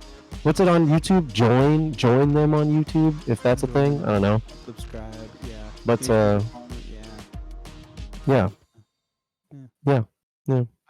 While you're doing that whole bit, I claimed 2 codes. I should claim codes, shouldn't I? Yeah, I've had this Matcherino open like the entire time. As we are obliged to. What the hell is a Supercell ID? What is Supercell? Anyway, Bison definitely has a Supercell with that right arm of theirs. They're gonna be going. Jazdero's gonna be going up against EC losers semis, 3 out of 5, and we're already starting off with a sneaky in. And Supercell is like, well, too bad, I'm alive. Supercell after Perfect Cell. Oh, it's probably before Perfect Cell. But that was a perfect drive impact coming out from EC in response to Jazdero. Both of these guys basically on equal footing in terms of skill level as we've seen, shaping it up. These guys are here now in the loser semifinal. EC trying to stay active, moving and schmoving both of these guys. They have not sat still with that jab, but still got clipped by that level 1. Yeah, this is going to be a very high octane match between these two. A lot of their choices are very active, and you're going to see that in this matchup because neither one of them wants to give the other an inch, because they're going to take a mile, they're going to take a house. Oh, he's dead. Car, and no, he's not. He's not dead, bro. He's going to be there. The evil knee's going to be there. Unfortunately, no commitment, but it's going to be evil knee going to hit post Psycho Mine. And just like that, Jazdero looking to start things off really hot with round 1. That was very confident of Jazdero to not try to route into a super in order to secure that kill. He definitely was willing to take that one more guess for that one more hit. That's a showing of balls on this guy. Jazdero interrupting with the evil ass knee, and he's going to do a huge brick of damage into the level 3, trying to just deplete and turn this into a one more touch situation and have to just blow her a kiss. That could be a throw, that could be anything. Tries to drive rush, I think.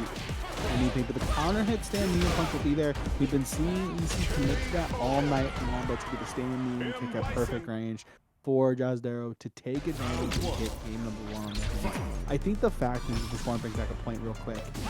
Jazdero all night has been like, you know what? I'm gonna commit to bar when I need to commit to bar, but I'm also gonna, you know, not commit to bar and keep my drive, keep my signal for the right time. I think it just shows the prowess of a really strong player in Street Fighter 6. We see this time and time again at the top level. Whoa. People go committing to things like that, but you see, making a claim to sometimes you gotta get a little crazy, you gotta get a little nuts, and just like that, EC's gonna clean it up with a perfect. Jesus. Yeah, what a very strong showing in response to the last game from EC. But Yazdero still very much in this. Don't want to count him out, especially not this early. EC trying to escape that corner, but also playing a little bit safer now. Not hopping around as much. He's not drive rushing in yet, but there we go. Nice whip punish on that knee press. On the scissor kick, but again, the drive impact in the corner has been catching a lot of people today. People probably just coming off of some sort of Street Fighter hiatus and not quite prepared. There it is again, clashed with it too, but EC got away with 2 in a row. If I see a third one, I think that people are just asleep. Yeah. That's some dry-ass mix right there. That's all I'm saying, dude. How is that dry? What? Okay, anyways, back to the match at hand. Simply react, bro. Just, that's all you gotta do is react. Dry-ass mix, man. What a punish on the Fuha. Great. This shouldn't be this shouldn't knock like a dry rub. Like, a dry rub is still really good depending on the wings, okay? Like, I'll still take like a dry barbecue. It's okay still. But at the same time, they're also just less good than the wet. The lemon pepper wet. Like, that was some wet. No, that was still some dry ass mix. It was just a drive impact in the corner. More like dry impact. You know what I'm saying?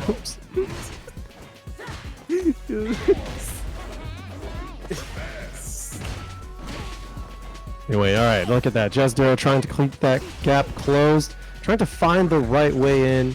Land that hit. Full sending a lot of things, though. He's not really spacing the stand fierce well. He's just hoping that EC's going to swing into it. And it's going to do him a lot of injustice, considering that EC's patience is going to wear him thin. Because Yazdero is just going to, like, drive impact behind it. He's going to, like, super through it. It seems like it's a really risky game plan that EC is more than happy playing around. Yeah, and right now EC just kind of comfortable, just kind of playing out these ranges. But what a challenge on the drive rush with the second defense from Yazdero.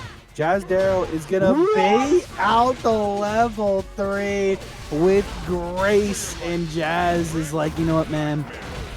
No more fun time. Play time's over. Time to get serious. Okay. All right, Yazdero. That was some. The mix is wet. Okay. He did the drive rush short to stop early and then bait out the level 3. It was mix, bro. Was that mix or was that just good reactions? Level 1 gonna get EC into the corner. Jazz very comfortable in the pocket. Not enough to cancel out the armor from the impact. Yazdero's gonna take the knockdown into the Psycho Mine. Anything he's gonna do it. Oh, God. The Shadow Rise is gonna connect the actually the Psycho Mine went away because of that animation. Wolf Forward's gonna be there for EC. EC's trying to find an answer, but it's gonna be a stand fierce. Can't take anything else. Yazdero is gonna go up 2-1 in this set. Who's gonna make it to get to roughly the finals? Yeah, it's really close. EC is still very much in this game, but great adaptations from Yazdero in that last bit. Stopped doing a lot of Hail Mary stuff, started to just play, you know, with the mix-ups in his offense, trying to stop things short and keep EC second-guessing the pressure, which is effectively like Bison's thing. Bison can and does play very good footsies, but utilizing mental stack like that, Yazdero, you can see, very seasoned player. And now he's putting EC in the blender as he knocks him down, once again stopping short with the stand short. Back to the wall, but oof, footsies, baby. Stand medium punch again will connect, counter hit addition, and just like that punish counter that reversal, get them off. Yazir was like, listen, I'm just gonna take my time, gonna pester with these stand piercers, and try to find an answer. The drive rush stand, me and Punch will be there. The level 1 will connect to get a little bit more damage, put a little bit more pressure on Yazir to make a move. What a call out on the drive reversal, and EC just like that. Very comfortable trying to bring it to a game 5. Look at this, wow, the slow walk forward from Yazdil, very confident. Now he's supposed to jump back, tried to parry there more than likely. And EC just able to rack on a ton of damage. The neutral jump netting huge reward. The level 1, he's going to consume that stack, get some huge damage. One more touch could have done it, but Yazdil tried to escape. The punish on the EX Psycho Crusher, and EC tying it up to a game 5, 2-2. And really, these guys are trying to move forward to face off against Ruffian and possibly NuckleDo. We'll see. One more game, Floki. One more game. One more game. Who will make it? Who wants it more between these two titans? And it's going to be, again, this definitely crapshoot of scrambles between these two. You know, it's methodical, but also, like, you can tell both of these guys just want to start their game from fast. Yeah, it was a counter hit scissor kick too, but nothing afterwards. EC is trying to play the spacing, but also stay up on resources. Man, Yazdir, man, Bison, I will give Bison this. His drive reversal animation is badass. I can't believe, bro, the dry ass mix, the dry impact. The dry impact's good. I like that. Dry impact's good. I like dry impact. That's a good one. You would. No, I don't have a follow-up to that. Exactly, I know you don't. That's why I said it. EC. Gonna take the neutral jump stand medium punch and get the confirm into the store. Does have one rock and roll. Oh, finally, the dude. punish. There's the perfect arrow we've been looking for all night. And now Jazz has control. Got to be careful about OG tensoring. Got to be careful about any bad moves he can make. And EC is going to take full advantage. And Screenshot. No, they're gonna get canceled. No. That's kind of badass. Canceled for what? It's in the game, dude. That's kind of a badass shot. That felt artsy. I don't know. I felt like I would see that in like a Vogue magazine. Okay. Actually, in Vogue, yeah, you're right. Actually, it's actually a godlike photo. Shout out to Street Fighter 6 looking beautiful. Honestly. Yeah. Shout out to Capcom making beautiful ass games. Onimusha on the horizon. Okami 2 on the horizon. I know we just finished up a match, but you know. Yeah. But EC moving on to face off against Ruffian. Yeah. You were gonna say it. I'm sorry. No. I think EC, really showed why, they have the composure. They're willing to throw the dice, and they're willing to make it happen. Right? Because at this point, having a character like Jury, obviously, shout out to Uma winning Capcom Cup with this character, is, and having a player like EC and you see Jack, obviously, shout out to the Midwest, in qualifying for Capcom Cup. Hell yeah. It's just a really cool thing to see, and hopefully, EC can keep the momentum going. They're going to be going up against Ruffian. NuckleDo is going to be waiting in the ranks. A big shout out. I think NuckleDo is also streaming his run. So big shout outs to NuckleDo in the chat. Also big shout outs to the chair. You know what? I have some tech for NuckleDo, okay? I have some tech. I feel like the NuckleDo online performance is incredibly good. Like, I feel as though whenever he's in a bracket online against any of the other Titans, he does exceptionally well. Whereas offline, you can see that there's a missing element, right? You can see he's probably not totally within his comfort zone. I think it's time that Do starts traveling with his chair.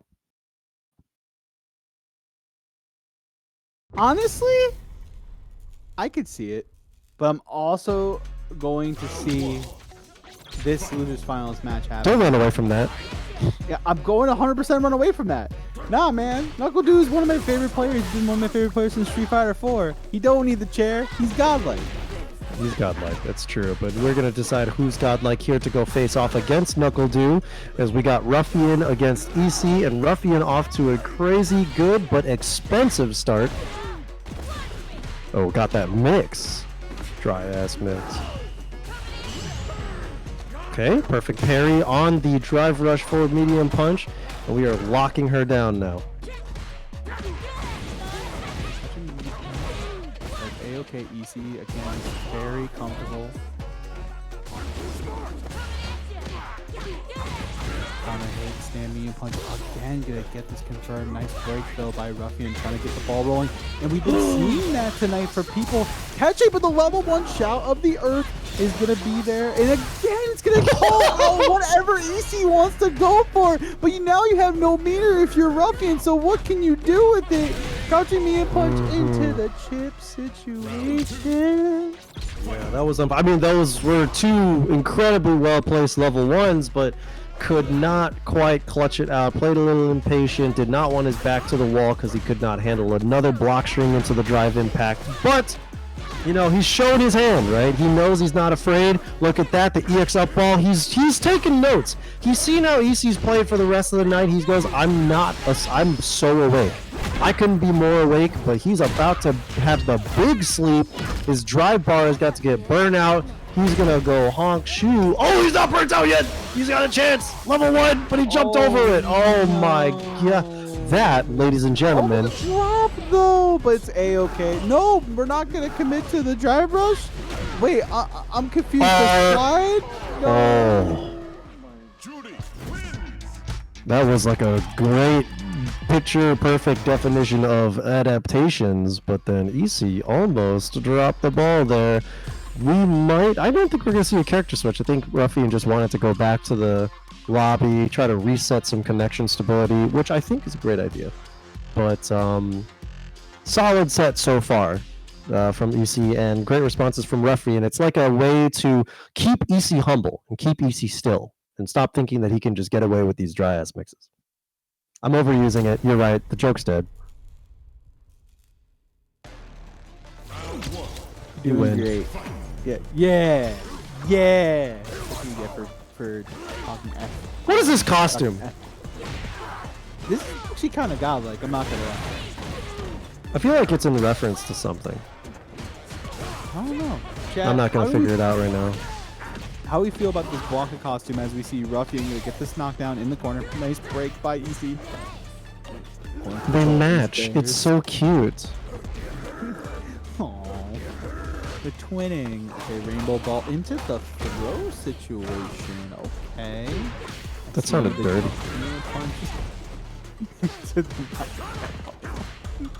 It's okay. Ruffian trying to set up shop with these back medium kicks. Gonna keep the pressure rolling at that point as well. Yeah, look how hyperactive Ruffian's trying to be to just like really have EC second guess when he can approach. The doll's bouncing and he's full sprinting, and the shimmy with him could not quite get a lot of damage, and now the level 1 is on deck. He's been committing to a lot of those level 1s early just to get the pressure on, but also like now you're full screen. The homie is coming fast and coming quick. Okay. In the low forward in the Fuha store. Pause, bro. Look at that. Back to the wall. He's really trying to get out of there, but the EX dive ball and baits on the DP. Great stuff to Ruffian. Responding in kind to EC's 1-0 so far. Ruffian trying to tie this up. Ruffian trying to find an answer. Answer they do with the low forward into drive rush. Confirmed. Lightning Beast has been unleashed, and now we're comfortable. Yeah, good for him to activate that Lightning Beast too, because he spent a lot of bar just to get him here, but the zoom right out that corner. EC gonna use that super, burn down as much of that Lightning Beast meter as possible. He's not doing that for damage, he's doing that for the time, but he is on fire right now. He's moving hella forward. Lightning Beast is about to be gone, and that is a big punish, but no, the drop. But one anti-air by Ruffian, keeping their composure. There's the throw. Very comfortable in the pocket right now. The sneaky impact of their own! Now listen, I don't think that was dry ass mix. I think that was calculated. Yeah, I don't know. That felt like that felt disrespectful. It's like, oh, I've been seeing you do this to everybody here, but I'll bet you can't block your own mix. And it's true. Look at that. If you like that. Ooh, oh, great escape from EC, recognizing the command grab, jumps out of that, but still back to the wall. Oh, the perfect parry. Oh, no. Even forcing Ruffian to waste the rest of that doll with that parry, being like, okay, I know where this mix-up ends. It's with the doll being behind me. So taking that composure, like, okay, I can do something with this. But right now, Ruffian, they take these strings of back medium kick to the corner. Why does that anti-air? Every time I see it, it's the biggest question on everybody's minds. Anyway, Ruffian, bring things back to the mid screen. Cannot quite get his doll out there, but it's the last doll that he's got. He's got to make it count if he wants to use it. What a shimmy from EC. Doesn't have the meter to close this out, but goes for the overhead reset into the level 1. He's got the stock. This might be dead, and it is. EC taking the lead in the set, 2-1 now. Oh no, it's not over. It was such an ass beating. I thought it was over. I'm so sorry. Like we said, sometimes that was a long ass round, man. That was super long. Sometimes when Great Street Fighter 6 is on the screen, he makes it happen. The dry brush, and there's the buff we were talking about before earlier tonight. The fact that now things like Bonka Ball, once you perfect parry, you can get the crouching fierce into store into DP. I just think little things like that are going to make a big difference in your gameplay as you progress forward. And again, the Tenterin will be there for EC 2-1. It felt like it was going to be a huge momentum shift from Ruffian after that air throw, but no, the EX Tenserin on the wake up from EC. Look at that, trying to contest with the EX Fireball. It's a great answer from EC whenever the doll gets set up. Looks like Ruffian's going to have to really earn that doll setup, but there it is, the check on that. There you go, but the EXDP cannot quite earn it again, but here we are. Back to the wall once again. It's so tough because every time Ruffian feels like he has it, he has to brute force his way back in order to keep that corner, and he's not even really able to capitalize it off too much. Yeah, also the thing in this matchup, especially with Blanca, is that a good player against Blanca will force the Blanca player to have to work to get the Blanca and really force them to make it happen. Right, Ruffian gonna make it happen with that shimmy, and Ruffian looking very comfortable, looking to make it a game 5. Yeah, much better round. It looked like he was really trying his best to keep that corner. And look at that, EC, every time his hand comes out, every time that doll comes out of the pocket. Oh, but the command grab, very nice implementation of mix. Overhead. Oh, the reset yet again. I don't think he's going to get level 3 off of this, but he gets a doll set. But oh no, could not quite shimmy, just a little slow. But the wake up level 1, and the man full sends him to the mid screen. He's like, go over there fast. Yeah. You're coming with me. Oh, it's a sneaky impact once again. EC going to the gusto every single time, and there is the OD Blanca Ball. You knew it, I knew it, the chat knew it, Knuckle Dude's chat knew it, everybody knew that button was coming. Let it rip, dude. Absolutely. All right, we are here at a game 5, Blanca's home turf. The perfect parry gonna live and let him get a big punish counter. Huge space. Works out really well for him. Doll is on board. Doll on deck. Okay, he's just jumping. Trying to keep him on screen. Oh, couldn't quite swing back. Oh, the punish counter didn't pick up anything. EC has a chance to live. A chance to live. Flips out of a lightning situation. And EC right now tries to get something going. The OD air ball is there to get the knockdown. Punish counter confirmed there as well. Now has the Blanca Challenge ready to go. The sneaky impact once again is becoming such an issue for Ruffian tonight. And there's the stun to boot. And EC right now is looking to stake their claim against Shopify Rebellion's own number 2. Yeah, it very well could happen here in the losers final. Ruffian is so close, but EC is even closer. Which one of these two is going to make it to face off against Knuckle Dew? Looks like Ruffian's got something to say about it, but no, the EX to Senred has something else to say. The two very dire conversation between these two. Interesting conversation to be had. The command throw, nobody home. OD, Blanca ball, Ruffian. Last potential chance on the table right now. There's the drive reversal to snuff out the level 2 setup. The level 1 miss input, and Ruffian's gonna take full advantage. They have so much time left on the Lightning Beast, Seth. Yeah, Lightning Beast just about to get done, but he is done. EC's life bar brought to depletion as Ruffian gets that great bait on the EX7. And here we go, final game, final round here in the losers final. Who's going to move forward to face off against Knuckle Dew? The script is looking crisp. Oh, nice, he just got that block pressure, but EC didn't take any damage, blocked it out, doing okay.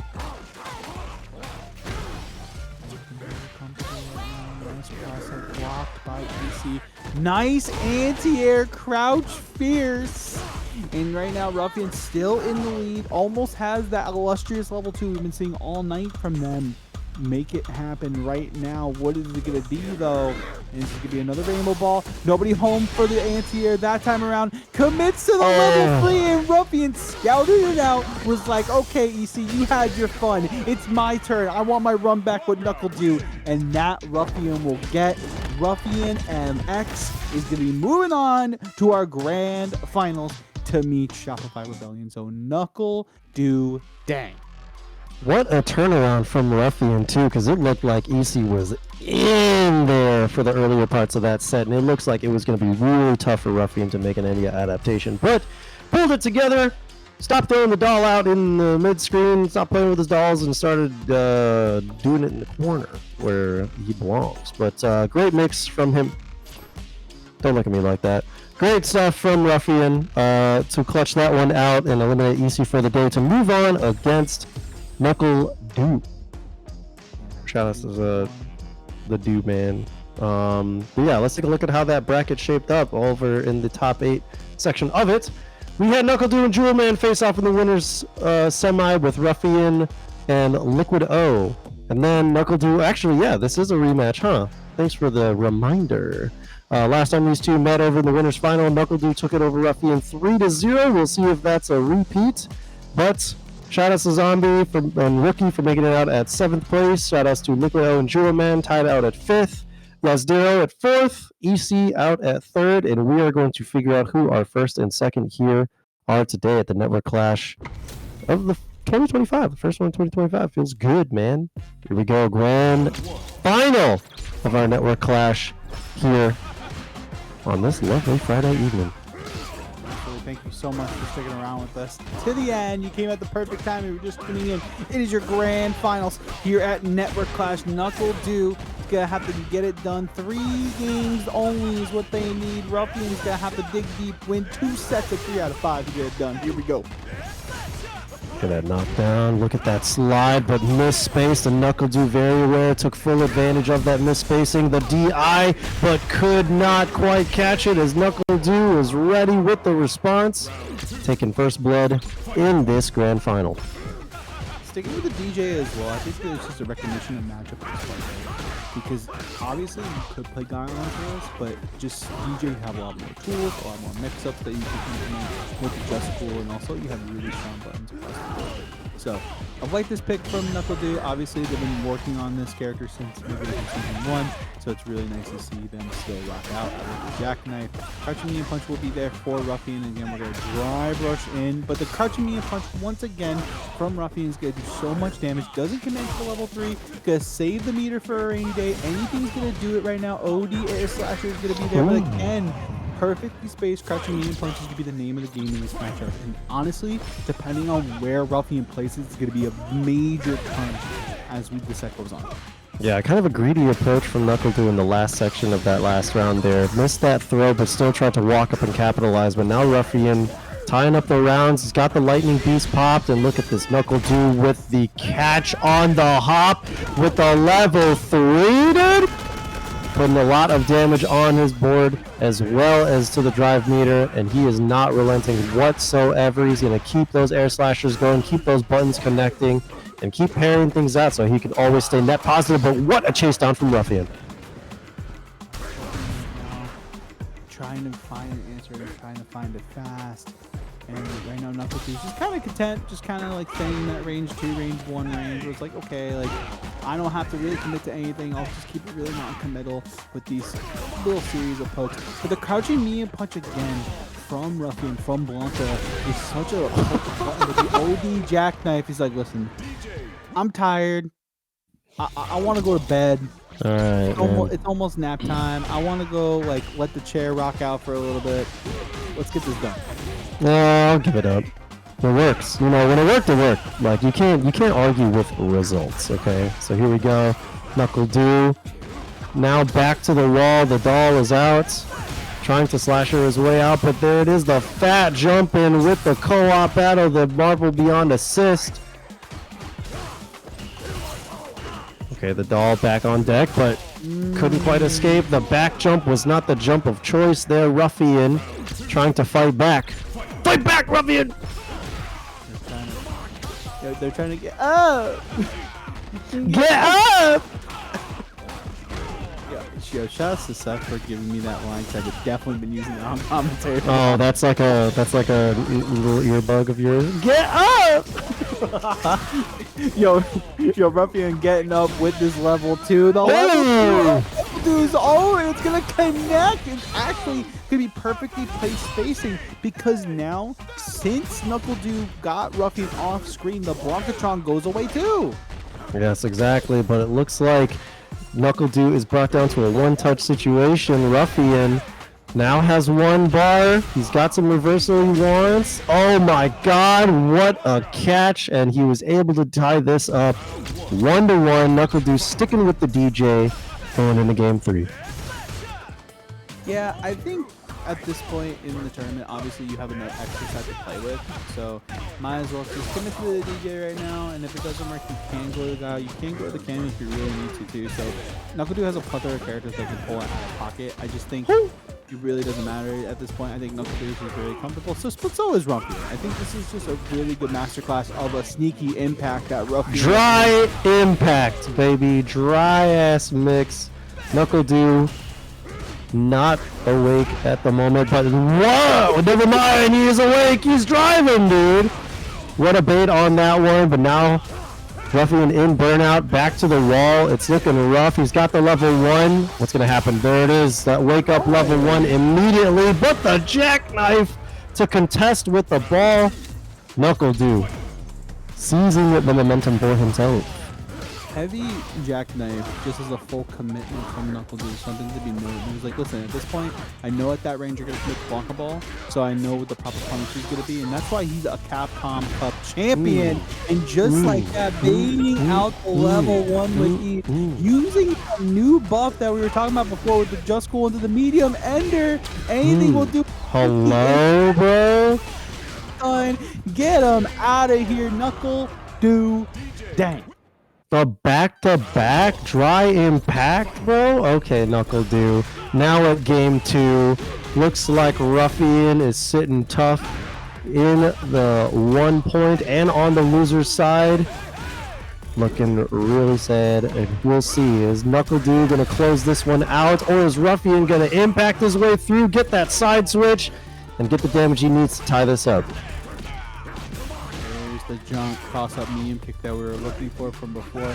Ruffian's not going to get anything into that slide. Unfortunate. Perfect parry's going to be there. What a dash-up punish! I have not seen anybody commit to that. That just shows you the prowess that Knuckle Do has over the years, really working on their craft, playing these top-level players at so many different levels. Would be offline, but he's like, listen, Ruffian's like, shut your mouth, Floki. I'm trying to do my fun. I'm trying to play Street Fighter 6 and answering back with authority.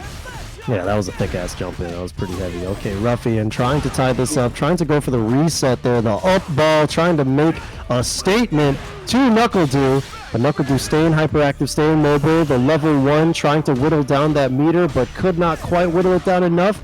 He's going to earn it with some buttons, okay? Drive reversal, making sure that he can stay out of that corner.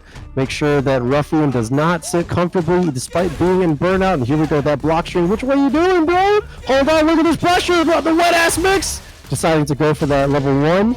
The jab. Okay. Anticlimactic, but effective. NuckleDo, set point, tournament point. Can Ruffian deny, bringing it to a game 5? Let's see, ladies and gentlemen, here at the Network Clash. Very comfortable right now, has 3 meters when ready, but Ruffian does have level 2 if need be. Nice break by NuckleDo. Again, life deficit ever so slightly, but that's okay.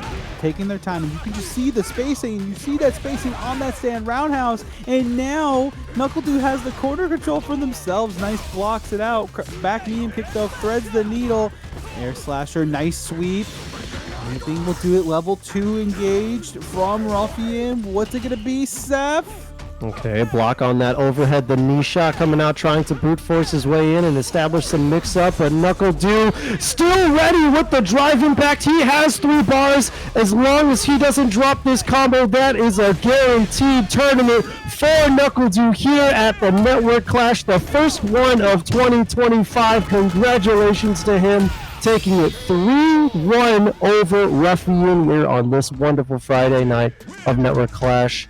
It was a little bit of a nail biter, not gonna lie, because you kind of saw some signs of life from Ruffian in the last bits there. I hate saying the term signs of life, but it was almost there. Like, he felt like he had some information and he was trying to jot it down and trying to relay it over to NuckleDo, but NuckleDo was just ahead in the conversation, man. He just had way more to say and definitely had the statement to tell. Okay, what a tournament win from him. Yet again, another tournament win for him at the Network Clash, but still, give him his accolades. Yeah, honestly, really trying to pick up the pace as Capcom Cup in Japan grows ever so closer. So any tournament that he can enter, you know they're going to enter it. But what a night for Network Clash here on your Friday. We really do appreciate you guys hanging out with us. All the banter, all the fun. I hope you had a great time. But make sure you guys do me a favor. Follow Seth on all their social media. Make sure you guys are following me at Floki. It's Floki on all my social media. Make sure you guys are following CIFGC. We're heading on over to see some Ultimate Marvel vs. Capcom 3 at Tampa. Never sleeps. Have a great night. Stay hydrated. Peace out, y'all. Bye-bye.